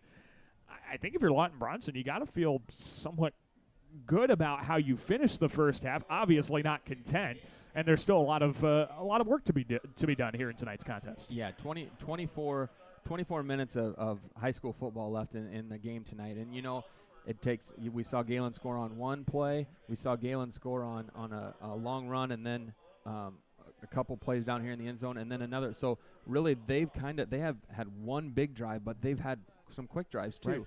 So, like I said, just as much. There's no 4 scores that you can get in one possession. Right. And so, as corny and as coach speak as that sounds, that's the only thing you can tell your guys right now. And on the other end of it, coach, the Jays have to come out and they have to understand. You're right. There isn't that 4 score, but we have to make sure that we just end this because the last thing you want to do is be hanging around and all of a sudden with 6 minutes left in the fourth quarter, it's a 28-14 game. And you're kind of wondering, oh man, is we're going to finish this or not? So I think that this first possession to start the second half is going to be huge for both teams. If Gehlen can get the stop, I think they can pretty much finish it if they need to. But if Lawton comes out, we might have another second half that was a lot like the first. Yeah, I was just about to say, if you're Lawton-Bronson, you never want to use the term or the phrase "you need to score," but it feels like a need to score kind of possession. And yeah, if you're Gehlen Catholic, with the way you finished the second quarter, it might feel like we need to make a stop so we can get the football back and score on our own. You know, it's this is going to be such a very important drive, and it's going to really see who's got more left in the tank, especially considering they've already played 24 minutes of football. Yeah, and we've seen some of the Lawton-Bronson Eagles go down with some injuries, and I haven't really kept up exactly on if they've come back in, but I know it's been some of their playmakers. So that might be another way where Smith's come into the game. So now they've got some young guys that are trying to make a name. It's Galen's job to come out and just get the first stop, get that momentum back in their favor, because really there's no momentum either way right now. Right. And get that momentum going in their favor, and then finish this thing the right way, because even a 28-0 win, I think Coach Schindler, when you talk to him tomorrow, I don't know if he'll love that quite as much as if they could stretch this out here in the second half. Yeah, it's probably going to sound really bad for a Lawton-Bronson fan if they were to listen to the coach's corner tomorrow morning when he says, if this score holds, let's say we win by 28 points, but man, I feel like we could have scored more, and we should have scored more. Yes. That's going to kind of be like the message if this second half doesn't go their way. Let's get a quick break, although that is a good segue to remind you to tune into the KLEM Coach's Corner tomorrow morning. Ken Vigdahl will join us first. He's the head coach of Lamar's Community Football. They played last night, which is why we are here tonight. The Bulldogs coming off a very tough loss to Sioux City East, 52-17. We'll talk with Coach Vigdahl about that, how they bounce back against an MOC Floyd Valley team that's much improved. And then district plays right around the corner for the Bulldogs. And then we'll talk with Gehlen Catholic coach Jeremy Schindler. Hopefully we're talking to him with a lot of enthusiasm and a lot of excitement about the finish of this contest. But we'll get a short break. We'll check in on the rest of the scores around Northwest Iowa when we return here on KLEM. Focus, determination, and teamwork are just a few qualities needed to succeed in sports and in school. At Northwest Bank, attention to these same qualities is important to us. Our goal is to provide you with the best products and banking solutions. Best of luck, athletes, and keep reaching for your goals. Member FDIC. Kemp's Dairy of Lamar's is a proud supporter of area athletics. They focus on strong, healthy bodies with all their dairy products. And they continue to strive hard to provide the best possible dairy products to their customers. That's Kemp's Dairy of Lamar's. A home is a safe place to be, a roof over your head, and four walls to keep out the heat and cold. It's a child's laughter, a mother's song, and a father's strength. It's where we go for comfort and to share joy. It's your first school and your first church. It's where memories are shared. Hi, this is Julie Hurt, your Century 21 ProLink real estate agent. Whatever a home means to you, I am here to help you find the home you are looking for. Call 540-7757 and let me, Julie Hurt, help you make a house your new home. Hi, this is Misty Zek. This is Brock Nohava. Hi, this is Abby Phillips. I'm Carissa DeRocher. This is Dave Close. Hi, this is Austin Sitzman. Hi, this is Jody with Exit Realty Midwest. Exit Realty Midwest is proud to support our area athletes. Find them online at exitrealtymidwest.com. Lamar's Community Athletic Boosters are proud supporters of this broadcast. Hard work and determination are vital to the success of our area athletics. The Lamar's Community Athletic Boosters are proud to stand behind our athletes and coaches as they work towards success on the field and in the classroom. This is Trevor Morris, and you're listening to Jays Football on KLEM. We welcome you back to Lamar's Community Stadium at Jim Lorenzen Field. Our score as we continue into the halftime break is 28-0. Gehlen Catholic on top of Lawton-Bronson. We have some time, so let's run down the scores from around the area. We'll first start with some of the Plymouth County scores, as at halftime, actually I just saw an update. At halftime, it was 28-0 Hinton on top. They have since scored to start the third quarter, so they're up 34-0 on Alta Aurelia. That's a district contest that the Jays are definitely paying attention to. Other Plymouth County scores, Akron Westfield is up on MMCRU 12-0. That is a halftime score. Harris Lake Park leads Kingsley Pearson in Class 8 player football. That is a 19-13 lead for the Wolves. That game can be heard on our sister station, Y Country 101.3. In Sioux City, yeah, this is definitely a blowout. Top-ranked Crimson St. Mary's leads Siouxland Christian 52-0. All right, some other scores from around northwest Iowa and the region. Boyden Hall Rock Valley leads Unity Christian 13-0 at the half. It is Hartley Melvin Sanborn kind of hanging true with South O'Brien 22-6 in the third quarter. The big matchup, two top-ranked teams in their class. Central Lyon George Little Rock is dominating West Sioux 31-0 at the half. Spirit Lake is up on Western Christian, 21-14 in the third quarter. Spencer leads Bishop Heelan 24-7 in the third quarter. Lamar's Community's opponent next week and their opponent in 2 weeks are playing each other. MOC Floyd Valley plays Storm Lake. The Dutch are up on the Tornadoes 35-0 in the second quarter. Good contest here. West Lyon leads Sioux Center 10-0 at the half. Harlan leading Sergeant Bluff Luton 21-7 in the third quarter. Sheldon is up on Sibley Ocheeden 13-9. That score is at the halftime break. And, well, for Lawton-Bronson fans, Woodbury Central is leading IKM Manning 20-0. And down in Sioux City, it's Sioux City North leading Des Moines North 24-8, with Des Moines Hoover up on Sioux City West 28-14. Those scores from around northwest Iowa tonight. We'll take another short break. We'll be back with more high school football. Gehlen Catholic football. They lead Lawton-Bronson 28-0. Back after this here on KLEM Lamar's. Peace Pizza House is your destination before and after the game. Whether you need to feed the whole family or just looking to get out before the game, make sure to stop at Peace Pizza House. You'll find many appetizers, burgers, salads, pasta, and of course, Peace Pizza House outstanding pizza selections. Your entire family is sure to find something they're looking for. Peace Pizza House would like to wish our local teams the best of luck this season. This is Evan Stieg, and you're listening to Jays Football on KLEM. And we welcome you back to Jim Lorenzen Field in Lamar's alongside Gabe Davis. I'm Daniel Versteg. Gehlen Catholic leads Lawton-Bronson 28-0 as we get going with quarter number 3.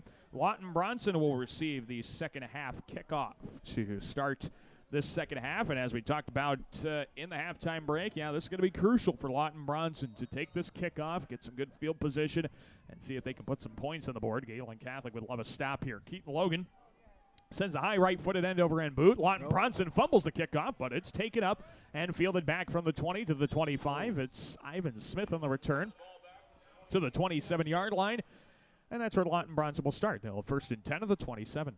Yeah, and one person we haven't seen that was back there returning kicks earlier, he actually ran one back before he got called back, was Grimsley. And yeah, we haven't seen him. And again, it's hard to see the numbers. Right. I think he went down earlier on, and I don't think he's been back out there all night. So that's one of those guys that Lawton-Bronson usually relies on. He had 3 touchdown catches coming in tonight. But Lawton-Bronson starts the drive with a handoff up the middle. Braden Williams. He gets positive yardage up to the 32-yard line. A pickup of 5 for Braden. Sets up 2nd and 5. Well, that's what you need to kind of start this drive. Just moving the ball up the field and get some good gains to start first down. 2nd and 5 from the Lawton-Bronson 32-yard line. The Eagles trail 28-0 early on in this third quarter of the contest. Heiss with 2 receivers on either side out of the gun. He takes a snap and gives it up the middle, bouncing off tackle. Braden Williams has nowhere to go. He's brought down for a big loss. They spot him down to the 28-yard line. A loss of 4. He did lose the football in there, but he was down, so it'll be 3rd down, and we'll call it 8. Yeah, everybody was there for the Jays there, and there was just no room to go. They're just trying everything they can. They came into this week, Lawton did, and they were slinging the ball all over the place, and that hasn't worked because of the pressure. They're trying to soften them up, and that first play was good. Second play, not so much for them. 3rd down and 8. Heiss drops to throw, throws right sideline. That one's caught outside the numbers of the 35, and running forward for a first down, getting to the 40-yard line on the reception. That's going to gain 11 for Lawton-Bronson. Looks like it might have been Caleb Garnan. And it'll be 1st and 10 for the Eagles. Yeah, they were right there. That was Landon Ryder was right there, but Caleb Gardan, he wasn't going to put up with it. He was going to be stopped just short and ran right through number 11 out there. Landon Ryder there on the initial hit of Garnan. 1st and 10 of the 41. Dropping a throw is Heiss. Pass over the middle. Is a bit of a bullet. There is Loudon Grimsley. He's back on the field. That's good to see. He's limping, though. Yeah, he's limping a bit. Got his hands on the football, but couldn't haul it in. It'll be 2nd down and 10. Yeah, and that's tough when you take a playmaker like him off of any team. or just, I mean, you even see him running out here down to the bottom side, and he's just not what he was when he returned that kickoff earlier tonight. 2nd and 10 for the Eagles at the 41. Dropping back to throw is Heiss. He evades Spangler. There is a flag coming out. Ball gets picked up. It's free by Gabe Wilchin. He'll take it back to the end zone for a touchdown.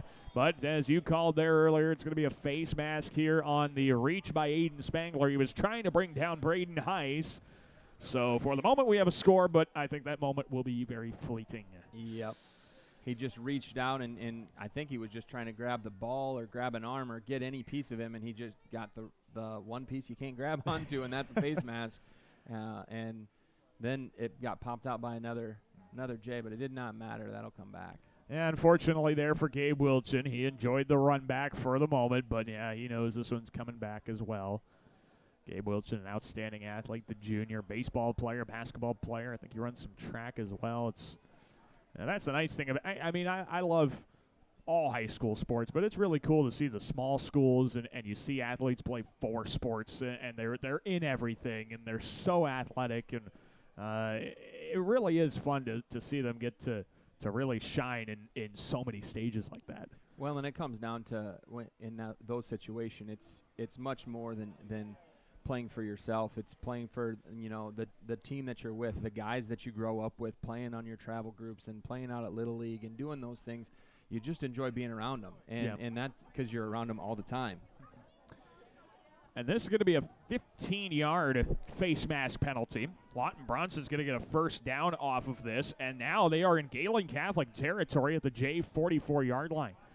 10:18 to go here in the third quarter. The score has remained 28-0 for over a quarter of football. We'll see if Lawton-Bronson can change that. 3 receivers left, Heiss takes the snap, gives it. Bouncing off tackle as Braden Williams are on the right side. He gets the corner across the 40 to the 35, and he's tackled out of bounds at the 35-yard line. That's a pickup of 9 for Braden Williams. It'll be 2nd down and 1. Quick little stop and go. It almost looked like he was going to be wrapped up in the backfield, and he accelerated and went right around the edge, and Gangler ended up wrapping him up for about an 8-yard, 10-yard. Okay, sticks aren't moving. Well, I'm not quite sure what's the going chain on gang is messed up here. They throw the screen pass right side. This will get the first down now for Lawton-Bronson. Across the 34 to the 32-yard line. It's a pickup of 3, and now the chains can move. I was really confused there I was confused as well. So was part of our chain gang. Now it is 1st and 10. All right, that makes sense. Yes, yeah, it does. Yeah, because saw the one guy on that. Thankfully, the actual down marker there did not move anything. Yes. And we were able to keep that one clean. 1st and 10 here for the Eagles on that short screen pass. I believe it was Garnand who had that reception on the outside. From the Gehlen 32, handoff goes up the middle and going nowhere on the carry. I thought that was Williams, but that might have been jamming it. The running back losing a yard back to the 33-yard line. Going to set up 2nd down and 11. It is jamming it. Yeah, they've really come out and tried to establish the run, and I don't think they're saying, well, that we're just going to try to run out the clock. I think they just think this is their best way to get back into the game, is establish some run, not let the offensive Gehlen get back on the field and see if they can score some here. 2nd and 11, motioning into the backfield. Loudon Grimsley trying to go the end around right side to the narrow side of the field. He's brought down for a loss back to the 36. It's a loss of 3 for Grimsley. It'll be 3rd down and 14. Somebody from Gehlen got trucked up there on the top side. Yeah. And I'm not sure what happened or where it came from. Yeah, but they are bringing the coaches and the training staff out there to take a look at that Gehlen Catholic Jay down on the far side of the field.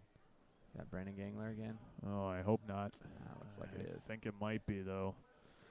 Yeah, that's tough. Brandon Gangler, who dealt with that ankle injury earlier on against Unity Christian in week 1, and looks like it's the same thing. Yeah, he has to be helped off of the field. That is not good to see, but he'll get some help off of the field, and hopefully they can get a look at it.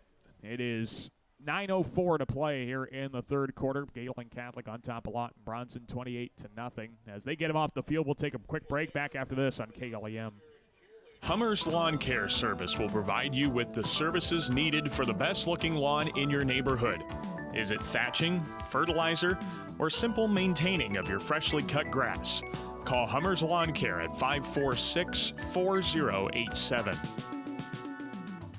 Hut, hut, hike! Hey, Don King here from the Orange City Ace Hardware. We are happy to have a huge selection of what you need to keep your home a happy one. From Eagle battery-operated power tools to paint, kitchen appliances to apparel. We are even happier to support our area athletes and their families. Orange City Ace Hardware. This is Will Harpenow, and you're listening to Jays Football on KLEM. We welcome you back here to Jim Lorenzen Field at Lamar's Community Stadium alongside Gabe Davis. I'm Daniel Versteg. 3rd and 14 for the Eagles as they start at the Gehlen 36. Heist steps up in the pocket, throws a great ball to the 25-yard line. And that one's caught over there by Grimsley, it looks like. It'll be 4th down now and just 3 to go. They're going to try to go a little quicker here and see if they can get something. They have to go for it. You're in a position now, down 4 scores. You got this first drive, and you're going to try to make something happen. So 4th and 3 for the Gehlen 25. Yeah, they need the conversion here. Heist, handoff, end around right side. Caleb Garnett did not get back to the line of scrimmage. Aiden Spangler got there for no gain. It's a turnover on downs, and the Jays keep the Eagles off the scoreboard again. What a play. He just strung it out, and it just looked like he couldn't quite get around the edge. Aiden was right there and wrestled him down before he could pick up the couple yards he needed. So Gehlen Catholic will get the football back, 8:26 to go. Here in the 3rd quarter, they're going to start from the Gehlen Catholic 25-yard line.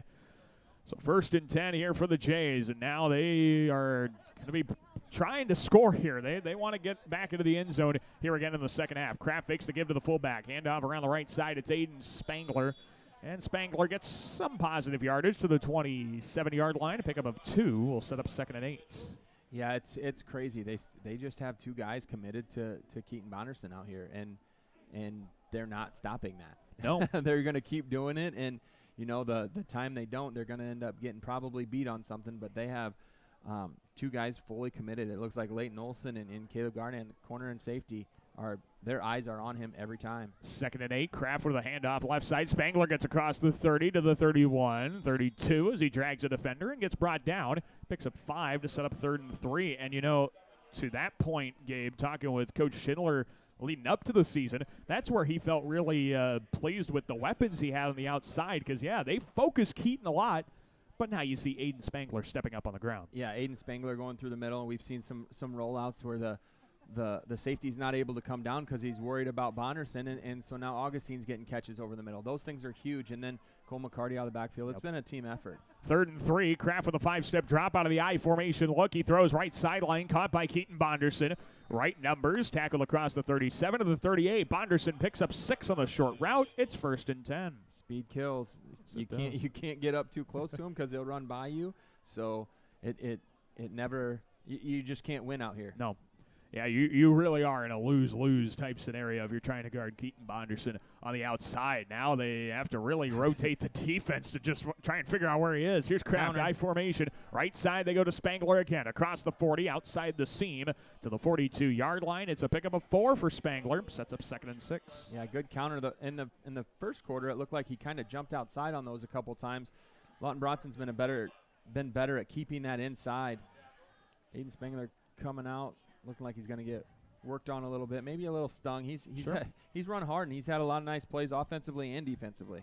Yeah, he needs a break, if anything, and yeah, just to kind of sit out there. But thankfully, Cale Pearson has been fantastic. His only touch went for 39 yards and a house call.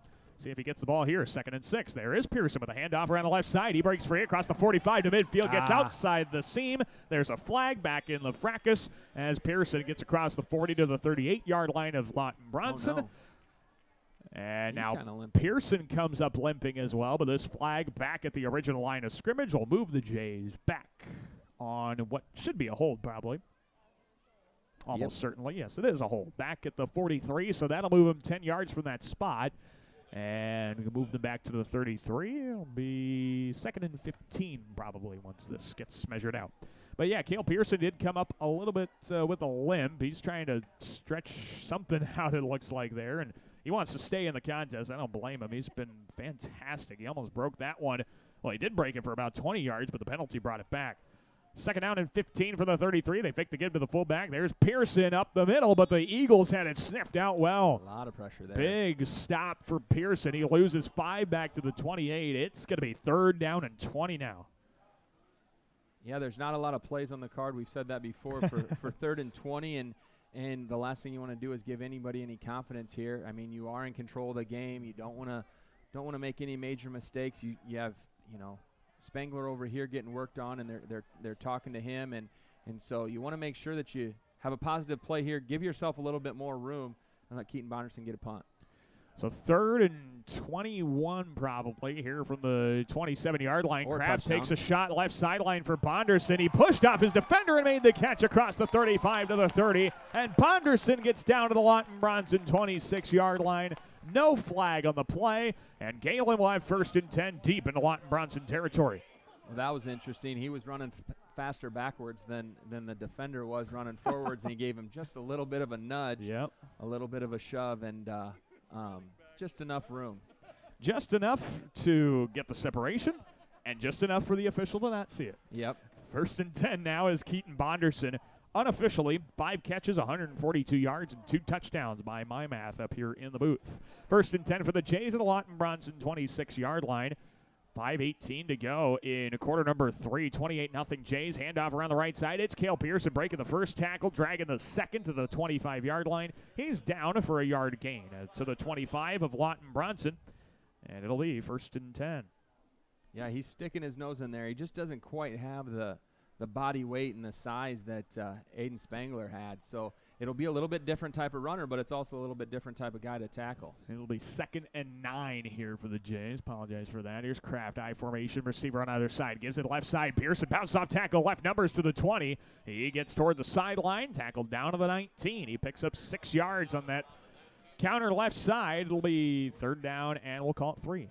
3rd and 3, very manageable. I don't think, just from what we've seen earlier, I don't think we probably have a field goal kicker that we're worried about. So this is probably 4-down territory. Probably. Looking to get that score to go up 35. Yeah, Keaton Logan has done an outstanding job taking over the kicking duties, but I don't think you probably go to him on a field goal. Here's a handoff up the middle. The fullback, Cole McCarty, lowering his shoulder across the 17. That spot on the far side has him at the 16. He wants to measure. I can tell. Oh, that is close. Give it to him. But that spot is going to be friendly, I think. He's not made a signal yet. He's on the line. Oh, man. It's going to be 3 yards for sure.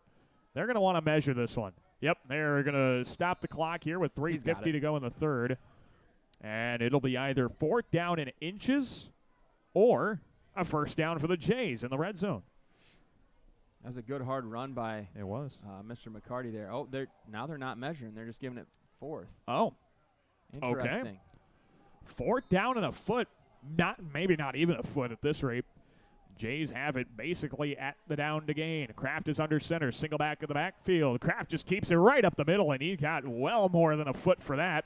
He kept the pile moving. He got himself 4 yards down to the 12 on a quarterback sneak. It'll be 1st and 10 for the Jays. As a Hawkeye fan, I can appreciate that play right there. That was probably Iowa's only offense last week. They didn't have any. Yeah, exactly. 1st down and 10 here for the Jays at the Lawton-Bronson 12-yard line. I formation. Kraft hands around the left side. Cale Pearson off tackle to the 10. It's a hard hit out of bounds on the far side of the field. He's out of bounds at the 7. Gain of 5. It'll be 2nd and 5. It's so funny watching him take the same hits that Aiden Spangler had. He's just smaller, so they just look so much more aggressive. Yeah, where Aiden Spangler has a lot more to him. Yeah, Cale Pearson lacks in the size, but he's got the quickness, though, to get on the outside. Yes, he does. 2nd down and 5 upcoming here for the Jays. I formation look again. Play action. Kraft meets the end, and he gets sacked in the backfield. Connor Kraft had a defensive lineman waiting for him right away after the play action bootleg. He's sacked down to the 15, and it'll be 3rd down and 13 upcoming. Ryan Augustine was standing right on top of the D and the Bulldogs back there. He was wide open, jumping around, but Connor Kraft just didn't have enough time to open up and see him. So now 3rd down, and I guess they'll go with 14 here as they spot it back to the 16 of Lawton-Bronson. 2:57 to go in the 3rd quarter. This score has stayed the same, 28-0. Gehlen Catholic on top of Lawton-Bronson. They're trying to get another touchdown on the board here. And they are darn close to it. 3rd and 14 from the Lawton-Bronson 16. 2 seconds on the play clock. Kraft gets it off. Flag on the play as he lobs it left sideline. Keaton Bonderson with a leaping catch. And he's into the end zone for a Gehlen Catholic touchdown. But again, there is a flag on the far side of the field, so we'll hold our excitement for now, even though the Jays have started celebrating. It might be on the defense. We'll see. Let's hope for an offsides. That was a great job by Bonderson to go up and make that play up. They just told him. Oh, man. And Bonderson's eyes went to the sky, so he knows he's going to get another opportunity, let's say. Yeah, it's going to be a penalty on the Jays. They'll back him up 5 yards to the 21, and so Keaton Bonderson's 3rd touchdown of the night will have to wait. Or at least one play. Yeah, at least one play. We'll see. But it'll be 3rd down and 19 now for the Jays. They've been penalized back out of the red zone now.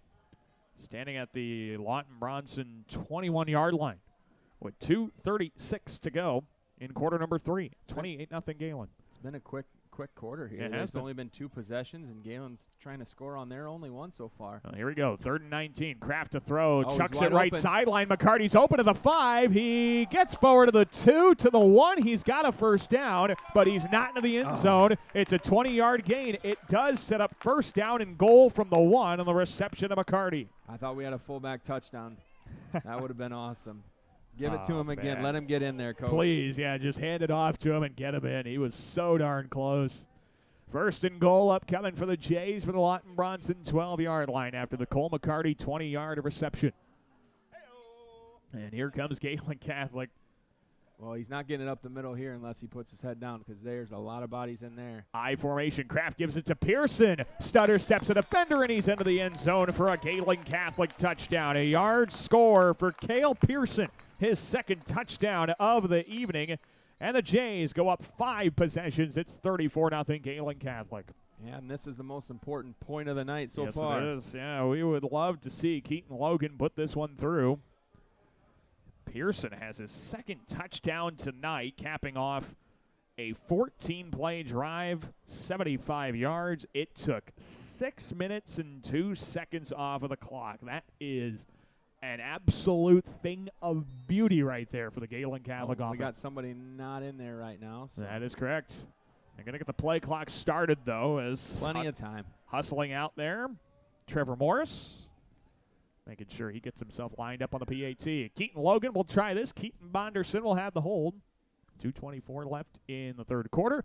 The spot, the boot is through the uprights. It's good. It's 35-0 Gehlen Catholic with 2:24 left in the 3rd quarter. And yes, the running clock is in effect. So we'll take a break. When we come back, we'll have the kickoff. We'll see how Lawton-Bronson responds when we return here on KLEM Lamar's.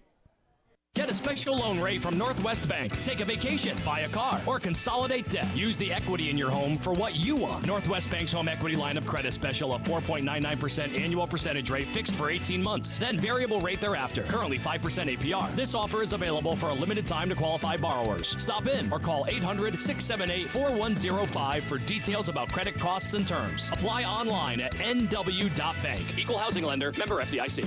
Commitment you can bank on.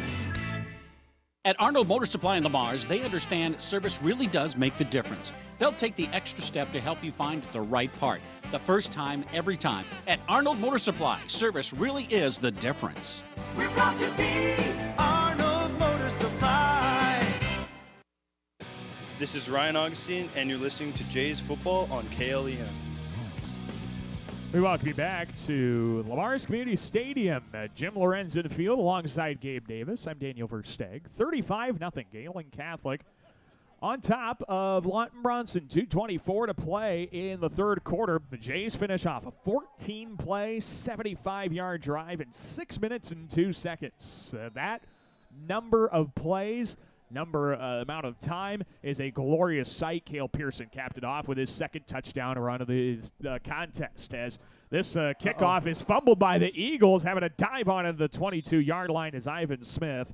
And Lawton-Bronson will have 1st and 10 as they trail this contest 35-0 with 2:19 left in the 3rd quarter.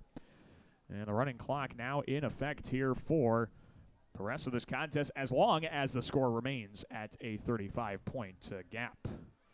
That is, of course, the caveat of it all. Yes. If Lawton-Bronson gets a touchdown here, we're back to regular clock, and they, of course, are going to be going for that. They Absolutely. They don't want to see the clock just dwindle down on its own. As Braden Heiss lines up in the gun, 4 receivers, 2 on either side. He takes the chest-high snap and gives it to Braden Williams straight up the middle across the 25. Gets in between the hashes and is tackled down to the 27-yard line. A pickup of 5. It's going to be 2nd and 5. You know, as good as the offense has been, scoring 28 points tonight in the possessions that they've had, and they've only really stalled out maybe once or twice. The defense has just been great. This Lawton-Bronson team came in averaging 460 yards a game, and they had 100 at half, you know, and it's just been consistent, and the pressure's been all over the place, and they've been hitting hard, and this defense has really been impressive.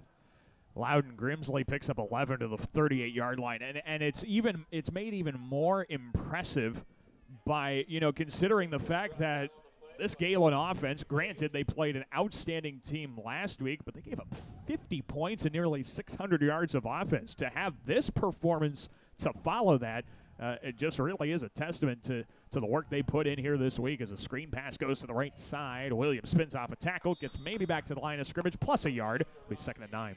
Yeah, and you can't say enough for playing those teams. And I don't want to take anything away from Missouri Valley and Akron, because I'm sure they're both great teams, and they've got people that go out there and work their tails off. But that HMS team is very, very good.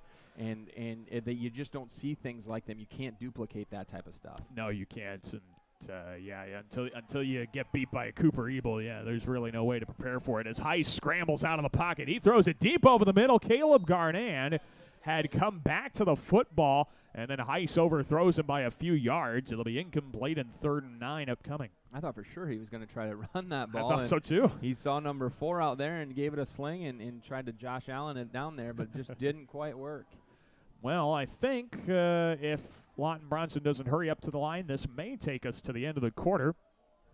But it looks like they're going to get one more play here before the end of the 3rd quarter, with 3rd down and 9 upcoming from the 39-yard line of Lawton-Bronson. Low snap. Heiss picks it up. He rolls out to his left, looking to throw downfield. He lobs up to his defender. That ball is intercepted by Keaton Bonderson. He's got it down to the 33-yard line, and that will be what takes us into quarter number 4.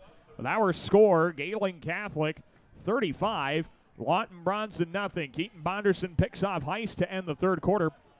Back with the 4th quarter after this. You're listening to Gehlen Catholic football here on KLEM Lamar's. When it comes to service, your Lamar's Hy-Vee is #1 for shopping both in-store and online. Save with the Fuel Saver Plus Perks Rewards program at Hy-Vee, where there's a helpful smile in every aisle. Protect your property, your home, and your land. Contact Iowa Abstract Land and Title Company for your information to update and record for your property protection. Iowa Abstract Land and Title Company. Hi, Jessica G. Well, hello, Libby Lexus. I'm so excited to get the spa treatment at Easy Clean Car Wash. My owner knows how much I love the soft water. Oh, and the quick massage just makes my bumpers tingle. And the blow dry is to die for. It always leaves my exterior sleek and shiny. My owner bought me a year pass so I can have the spa treatment anytime I want. Hey, ladies. Ooh, nice tires. Oh, Mickey Mustang, you're such a player. Easy Clean Car Wash. Give your car the spa treatment today. 12th Street east of Hy-Vee Lamar's. This is Brandon Gangler, and you're listening to Jays Football on KLEM. We welcome you back to Jim Lorenzen Field at Lamar's Community Stadium. Daniel Versteg joined by Gabe Davis. It's 1st down and 10 for the Jays from their own 33-yard line. Gehlen Catholic did not have their tailback out there ready to go to start quarter number 4. And now they have Cale Pearson out there ready to go. He's lined up behind Jake Bogan, the fullback, the new fullback. Dropping back, the handoff up the middle. Cale Pearson gets spun around and brought down for a loss back to the 30. It'll be 2nd down and 13 upcoming. Yeah, you're probably going to get some new faces in different places in this situation, and it's great for everybody to get those opportunities. The one thing about, a smaller school, we talked about all the guys last week with Lamar's getting in. Some of these guys are freshmen and sophomore, and they're going to be playing in their JV games, so maybe they won't. Second down and 13 here for the Jays. Handoff around the left side. There This he time goes. Pearson gets a lot of yards. 35-40, right seam 45, cuts outside the Nice right block. numbers. 45-40, Smart 35-30, block. 25-20, and Cale Pearson finally gives it up inside the red zone of the 19-yard line. No flags on the play. How about a 51-yard run for Cale Pearson and a first down to the 19-yard line. Great smarts by Keaton Logan. You said he hadn't played in a while. That looked like a veteran move right there. You can't peel back and make that block anymore. You know, 10, 15, 20 years ago, you can peel back and make that big ear hole type block. You can't do that anymore. He put his hands up and stood in the way. Yeah, Keaton Logan had not played football since his 8th grade year before this year, and now he's back on the field. Here's a handoff left side. Cale Pearson gets across the 15. There's a flag that comes in from behind. And so the pickup of 6 will have to hold off for the moment. But yeah, Coach Schindler was telling me about that when I noticed Keaton Logan out there on the practice field. He said, 8th grade year, he took a big hit, got dinged up a bit, and he just kind of turned him off from the sport of football. But then he gave it a few years. I'm sure his friends kind of pestered him just a little bit, and Keaton finally gave in and said, why don't I just give it a try my senior year? And he's been a welcome addition, not just as a receiver. He's been out there in the kicking game and on the defensive side as well. Well, they threw a flag, and nothing came of it. Now it is. Okay, I was about to say, they spotted it back at the 19, and now they're going to move it back to the 24. It's going to be first down and 14, I guess. Okay. Well, I never saw a signal on what that actually was. Neither did I. Again. Here's a handoff around the left One side. shake. Pearson. Oh, he tried to dance around his defender. Gets across the 19 to the 18. Picks up 6. Garnett did a good job of staying right there because he was ready to shake him. Old Cale was. Yeah, and that's probably something that Coach Schindler might not actually end up liking that from Cale Pearson. One of his kind of trademark phrases over the last couple of weeks is when the Jays want to run the football, they want to run the football. They don't want to dance with the football. They don't want to juke around. They want to run with the football. Here's Pearson on 2nd down and 8. A handoff around the left side. He gets outside the hash, gets tackled down to the 14. Gain of 4 brings up 3rd and 4. So now that has put Cale Pearson over 100 yards on the ground. I've got him for 10 carries, 104 yards, and 2 scores. What a showing here by the sophomore tonight. I don't think he's had a whole lot as far as touches all season. I think he's maybe only touched the football a couple of times. He's been an outstanding addition to the backfield. 3rd and 4. Kraft gives it to the fullback. It's Jake Bogan on his first touch of the contest. He gets 2 yards to the 12. Going to bring up 4th down and a short 2. According to what I have, Cale has 1 carry coming into the night for -2 yards. Oh, well, so there you go. He's drastically improved his average. He will gladly take this stat line here tonight. Well, Jake Bogan sets up 4th down and 2, and the Jays will go for it. High formation look for Kraft under center. Takes the snap. Left side handoff. Pearson stood up at the 11. He is short of the marker. It's going to turn the ball over on downs. That's going to feel good if you're Lawton-Bronson. Eagles will take over 1st and 10 from their own 11. Yeah, and that's a situation where I think if they had a kicker, they attempt to kick, but just to keep it safe, they don't feel comfortable kicking it. That wasn't any type of we're going to rub your nose in anything. No. Getting some younger kids some reps, and now you see some different numbers out here defensively as the clock continues to run here in the 4th quarter. Yeah, 8:54 left to play in regulation. It is 35-0 in favor of Gehlen Catholic. So Lawton-Bronson will try and see if they can break that darn goose egg on the scoreboard that they have not been able to stop here tonight. Gehlen Catholic's defense has been playing on another level all evening. The Eagles line up with Braden Heiss in the gun. He takes the snap and drops back to throw. Lobs it deep toward the left seam. Caleb Garnett makes the over-the-shoulder catch across the 40. Jukes away from Keaton Logan across midfield. Logan's hanging on for dear life as Garnett gets across the 45 to the 43-yard line. That is a long gain. 45 yards for Garnett and a first down into Gehlen territory. Yeah, and it looks like they realize there's some new bodies, maybe some new experience in there. That was over number 2 Keaton Logan, but he was over there helping out, I think, on that outside. First down and 10. As Lawton-Bronson heads all the way up to the Gehlen Catholic 44-yard line. The snap, give, left side, Braden Williams gets stopped. Trevor Morris in there for the stop for Gehlen Catholic. Loses a couple of yards, sets up 2nd and a dozen. Yeah, he was all over that one. Came from the backside, and good to see some new guys in there. That defensive line has caused some problems tonight, and now they got some fresh bodies in there. I know Trevor Morris is going to enjoy the fact that he's going to get a tackle for loss in the stat line and make an immediate impact. 2nd and a dozen. Heiss has to throw quickly right side, and that one's through the leaping arms of Caleb Garnan on the screen. Incomplete. Going to set up 3rd down and 12. It's a long run. Again, he had to shift his body over there, and with those guys in your face, it just makes it tough to sling it all the way out there. You know, it's got to be really a testament. I mean, that entire defensive line is brand new out there for the Jays, and they are still getting in the face of Braden Heiss immediately off the snap. It is so impressive. Oh, the Jays bring a big blitz, and they absolutely ran through the sieve of the Lawton-Bronson offense. An overthrown screen pass to the right side. They were looking for Eli Stadsfold. Landon Ryder almost jumped the pass. Be 4th down and 12 after the incompletion. That looked like Bogan was in there, hitting the quarterback there, and they had all kinds of guys in there. Who else was that? Aiden Rulin looks like was in there. So, yeah, so many guys came on that blitz, and Lawton-Bronson had no response. They'll go for it here on 4th and 12 from the Gehlen 46-yard line. Heiss drops back to throw, chucks it over the middle. That ball deflected away, and getting his hand in there on the pass was Chance Carlson. The incompletion will force a turnover on downs, and the Jays take over from their own 46. And you see the coaches over here holding up 2 and calling for that second offense. A great stand by that defense. After one big play got him out there, and you thought maybe they'd get something going.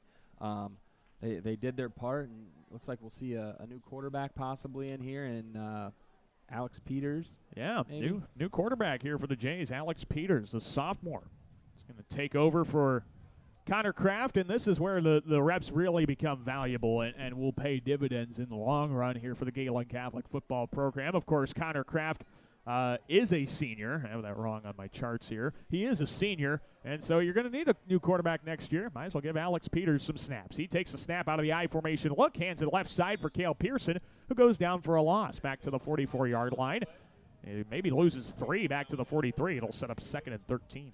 Yeah, it looked like there might have been a little bit of confusion there. Again, some backs playing with some different people, and the footwork and the timing of everything's a little bit different and even the snap count, the inflection of the voice when a new quarterback's in there. So it might take a little bit of getting used to, but that's why these are so important. Absolutely, yeah. Their game reps give the Jays an opportunity to get Peters some snaps. He takes the snap, I formation, handoff to the fullback, Jake Bogan. Looked like he got tripped up in the pile. Gains a yard to the 44 to set up 3rd and a dozen. Yeah, and the line was pushing some people in there, trying to catch a couple numbers, but I think that was number 66, or maybe it was 68.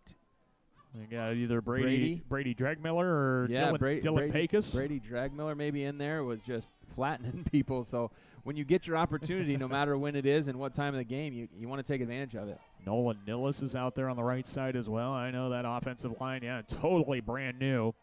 Kane Kearns is the tight end. Here's a handoff left side. Cale Pearson trying to get off tackle and does across midfield. 45-40, deep into Lawton-Bronson territory. He's pushed out of bounds across the 35 to the 32-yard line. Big pickup of 24 yards for Cale Pearson. It's a 1st down for Gehlen Catholic. Jays fans are going to like watching him over the next couple of years. He's got a little scoot to him. Yeah, I already like watching him. And, he's only a sophomore. This is going to be a fun duo of backs. And now if you're Gehlen, the other part, too, is if you're Coach Schindler out there, you got to feel really good about the potential to maybe go to a 2-back system, whether you have Spangler take some reps and then you bring Pearson out there to change things up a little bit. Yeah, that becomes a possibility. Here's 1st and 10 from the 32. Pearson left side. He gets stood up at the line of scrimmage for no gain. And he's brought back down. It'll be 2nd and 10. Yeah, you always want to try to keep people as healthy as you can, and if the opportunity arises that you can find someone that can maybe take a couple reps, and no high school kid wants to go out. I know that for a fact. But, the reality of the situation is that the 6, 7, 8 games of wear and tear, especially when you're playing offense and defense, it takes its toll. So load management can be a big thing, and lessening the hits and lessening those types of things is always important. 3:20 to go in regulation again. This ball game, 35-0 in favor of Gehlen Catholic. The Jays with Alex Peters at the quarterback position. The first-string offense has taken the night off, and well-deservedly so, as Cale Pearson carries it up the left seam across the 30. And he's tackled down at the 28-yard line. He picks up 5 yards on the carry, and it's 3rd down, and we'll call it 7. You know, and this is a tough spot to call plays. You know you're probably supposed to run it, but you have a new quarterback in there, sophomore quarterback, young offensive line. You know the quarterbacks always want to throw. So Right. Well, and the nice thing too is with the running clock, you don't risk stopping the clock on an incomplete pass. So it allows you to be able to kind of play free with that if you want to. Peters under center, I formation look. He gives it to Jake Bogan, the fullback, trying to fight through the pile, and he comes out the other side with some positive yards across the 26 to the 25. It's a gain of 3 there for Jake Bogan. It's going to be 4th down, and we'll call it 3. So yeah, that was a good hard run right up the middle. Ooh, timeout. And we have an injury timeout. Eagle down on the field. I don't like to see that. And especially this late in the contest, 2:14 to go. Jays up 35-0. Yeah, and Eagle is slow to get up. We'll take this time to thank a few of our sponsors bringing you this high school football contest here on KLEM. Great sponsors like Easy Clean Car Wash, CNOS, of course, Gehlen Catholic School, Prime Bank, Orange City Ace Hardware, Northwest Bank, Floyd Valley Healthcare, Klein Insulation, Premier Communications, Murphy Collins and McGill, PLC, Sitzman Real Estate Team, Cruise and Cruise Accounting, Connected Electric South, as well as Campbell's Lawn and Landscaping, Arnold Motor Supply, Colbeck Hay and Grinding, Hummer's Lawn Care, MRK Insurance, Wicked Graphics, Exit Realty Midwest, Timmons Construction, Iowa Abstracted Title, and Siouxland Glass. Our great sponsors bringing you high school football here on a Friday night. We also want to thank our video sponsors, Julie Hurt, Realtor at Century 21 Pro Link, Easy Clean Car Wash, Peace Pizza House, and Northwest Bank for bringing you the KLEM Radio video stream that you can find on the KLEM Radio YouTube channel. Excuse me. Coming up this week, we're going to have, of course, more high school sports for you. Coming up on Tuesday next week, we're going to have high school volleyball. Gehlen Catholic hosts Akron Westfield in a rematch of last year's very entertaining regional final that included a power outage that went all the way back to 5 sets after the Jays were up 2 sets to none. I don't think we got done with that contest until about 11:45 that night. We were the last volleyball game in the state that night. That was a bunch of fun. Should be an interesting contest right here on KLEM Tuesday night. And then our football contest will bring us to Hinton at Held Football Complex in Hinton. Going to be a great night as the Jays take on the Hinton Blackhawks. Again, our pregame coverage will start at 6:15 with the Radio Iowa Scouting Report. Kickoff will follow at 7 o'clock. We'll have Lamar's Community Football following that the next week as they are at Storm Lake in district play. That'll be the opener of district football for the Bulldogs. Hope good things happen in Class 4A District 1 for Lamar's Community throughout the season. It is 4th down and 3 here for Gehlen Catholic at Lawton-Bronson 25 as they get the injured Eagle off of the field. And hopefully it's nothing major. The last thing you want is to come away with 2 minutes and change left in a blowout with more injured players than when the game wasn't a blowout. Here's Peters under center on 4th and 3. Handoff left side. Cale Pearson punches through the pile. He's across the 22, and he's got a first down. Gain of 3 for Pearson, and they'll move the chains. And that just should be about it. Yeah. They should be able to continue with the ball, hold them to 0, and continue to run a couple more plays, but finish this up. Yeah, they're going to try not to run any more plays than they really need to at this point. Victory formation, the best formation. I just saw the signal go in. Yeah, he put the V's up. Jeremy Schindler held up both arms in the V formation. And you don't practice that with some of these guys very often. You don't. It may be something new to these guys. Yeah, especially you see them waving people back. Sophomore quarterback, Coach Schindler is directing people where they need to stand. Peters is under center, takes a step back and knees it down. Minute 18 to play. He'll probably have to do that one more time before the Jays can exit with a above 500 record after 3 games. You know, last year they had to beat Lawton-Bronson to just get their first win of the season in Week 3. They stubbed their toe against Unity Christian in Week 1 last year, lost to a good Hartley-Melvin-Sanborn squad in Hartley last year. But now the Jays are going to head into the remainder of district play with a 2-1 record. Hinton, Akron Westfield, South O'Brien, MMC, and RU, and Alta Aurelia all still on the schedule. Jays have a great chance to come out of that on the other side with an outstanding record and a good chance to be potentially the number 2 team in the district.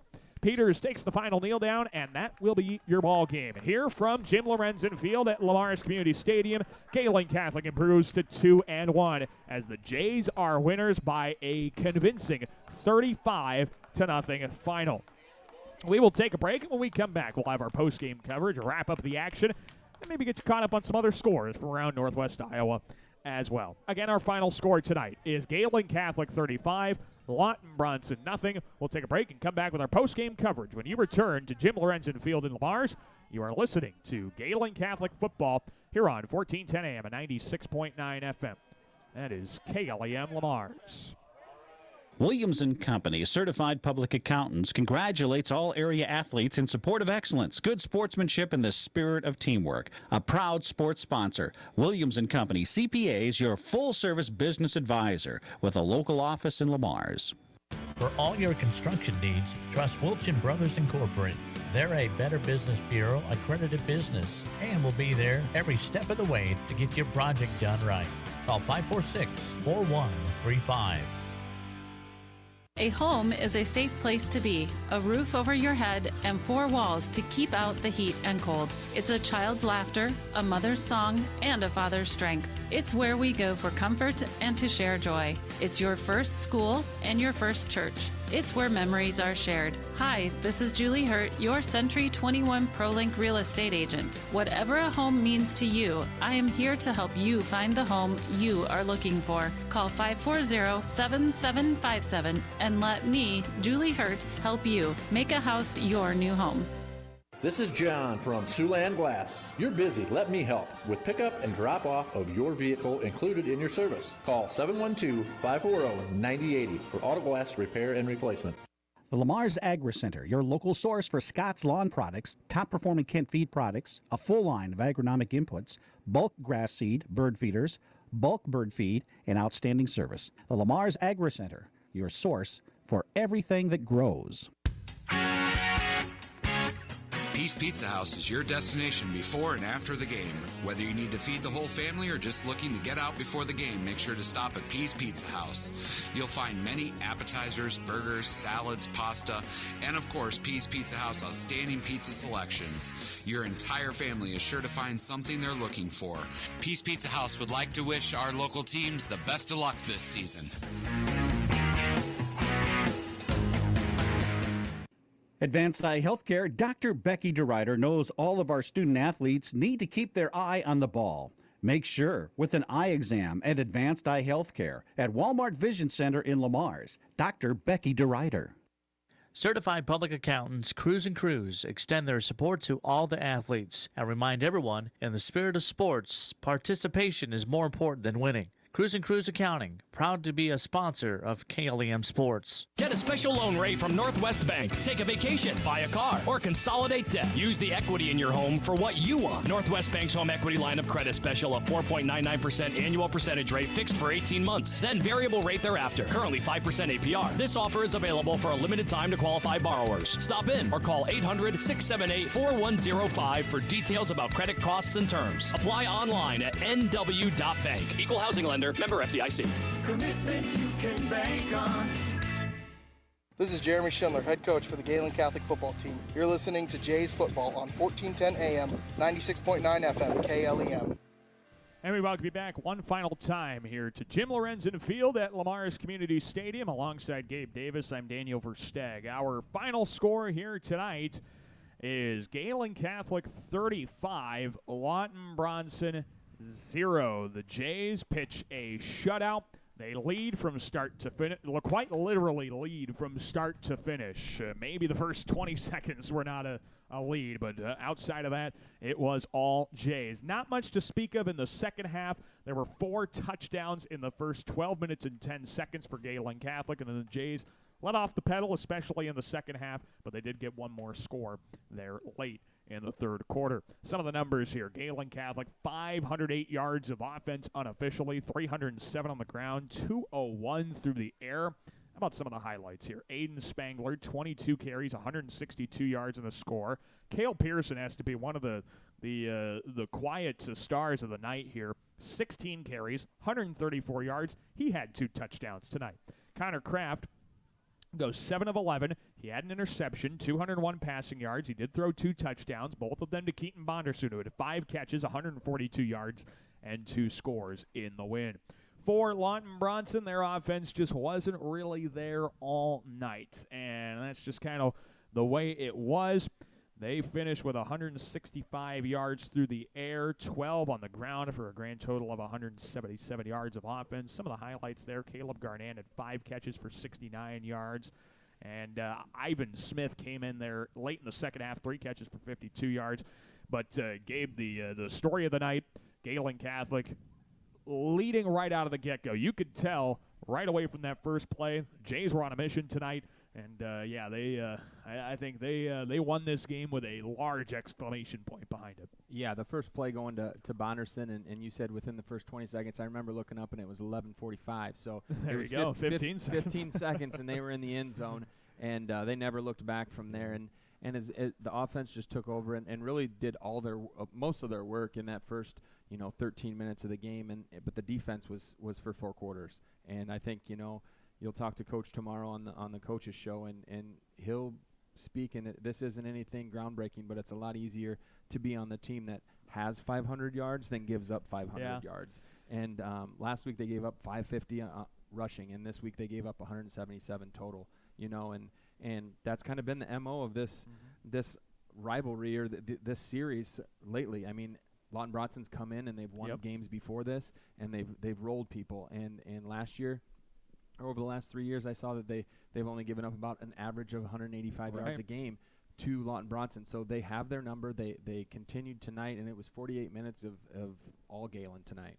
It was all Gehlen. And the nice thing, too, is, we saw 2 scores from Keaton Bonderson. Kind of Kraft found him both times.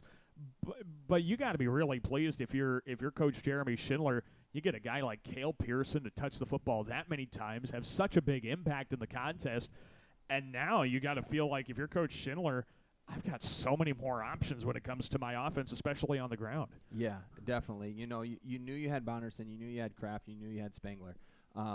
I think Keaton Logan coming in, and he's been an asset. You have the Ryan Augustine as a big playmaker over the middle. You have Cole McCarty. You have all of these guys. Landon Ryder, had the almost interception, and he's been making plays. So you have all kinds of weapons, and then you have athletic linemen up there pulling and making plays on the counters that are opening these holes. From Whelan to Wilchin to Stieg and Kellen, those guys have been doing a great job harping on up front. So if that continues and they continue to gel and continue to grow, good things are on the horizon. Yeah, that line is going to be the kind of the unsung heroes of the night. But with those counter plays, they have to pull and they have to be able to follow the running back up there. And if you don't have athletic linemen, those counter plays really start to fall apart. And they never fell apart tonight. The Jays were on it from the get-go. And like you said, on the defensive side, too, the defensive line is really going to get, I think, or should get anyway, a lot of the praise here tonight because I can say certainly I think the average amount of time that Braden Heiss had to throw back there was well less than maybe 2 seconds on most plays. I mean, they were just in his grill no matter what the scenario was. Yeah, and it wasn't because Gehlen is so much bigger up front. They were just quicker, more athletic, and made the Lawton-Bronson line move and then made him unsure very early in the game. And when that happened, he kind of had happy feet. They knocked down a couple passes, and they just set the whole tempo from there on out. Well, they set the tempo. They come away with a 35-0 win. Now 2-1 on the season. Heading back into district play, they'd like to get their first district win of the season. They'll have a chance to do that at Hinton coming up next week.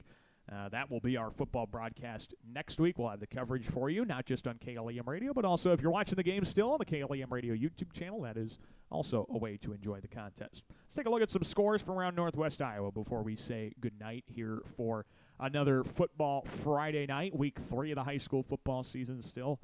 A lot more where that came from. District play will be starting in 1A and 2A here in the coming days. Unfortunately, we don't have an updated score of Hinton and Alta, really, although quickly I think I'll be able to get something here, as the last update we had was 28-0 at the half, and with 7:29 left in the fourth quarter, Alta really has made it close.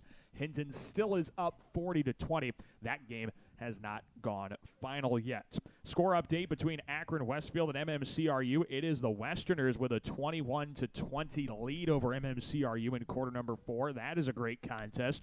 Harris Lake Park leads Kingsley Pearson 32-31 in the fourth quarter of that contest as well. Some other scores from around the area. It is Spirit Lake leading Western Christian 35-20 in quarter number 4. Central Lyon George Little Rock blowing out West Sioux 44-6 in the fourth quarter. Cherokee led MBAOCOU 26-8 at the half. Sheldon was up on Sibley Ocheyedan at half 13-9. And Hartley Melvin Sanborn, it does say final that the Hawks have finished that one 22-6 winners over South O'Brien. Of course, all of these scores will be put in their final form on the KLEM website later tonight. MOC Floyd Valley beats Storm Lake 41-0. The Bulldogs will see the Dutch here at Jim Lorenzen Field next week. Spencer beat Bishop Heelan 31-7. West Lyon beats Sioux Center 17-0. Harlan beats Sergeant Bluff Luton 42-14. Des Moines Hoover leads Sioux City West 28-21. And the final score, Sioux City North beat Des Moines North 45-22. Those scores from around the area. Again, if you'd like to check out any of those scores, you can check them out on the website, KLEM1410.com. Or if you do want to tune into our sister station at 10 o'clock, KSCJ out of Sioux City, they'll have the Iowa High School scoreboard show that runs till 11:30 tonight. That'll do it for our coverage here tonight. Great ball game. Jays are winners 35-0. For all of us at KLEM Radio, thanks to Gabe Davis and my lovely wife Erica for running the video stream here tonight for us. I'm Daniel Verstank. Thanks for tuning in to another edition of High School Football right here on 1410 AM and 96.9 FM. KLEM Lamar's. Good Friday evening, everyone. This is 1410 KLEM Lamar's and on 96.9 FM. If you're struggling with weight and frustrated with diet,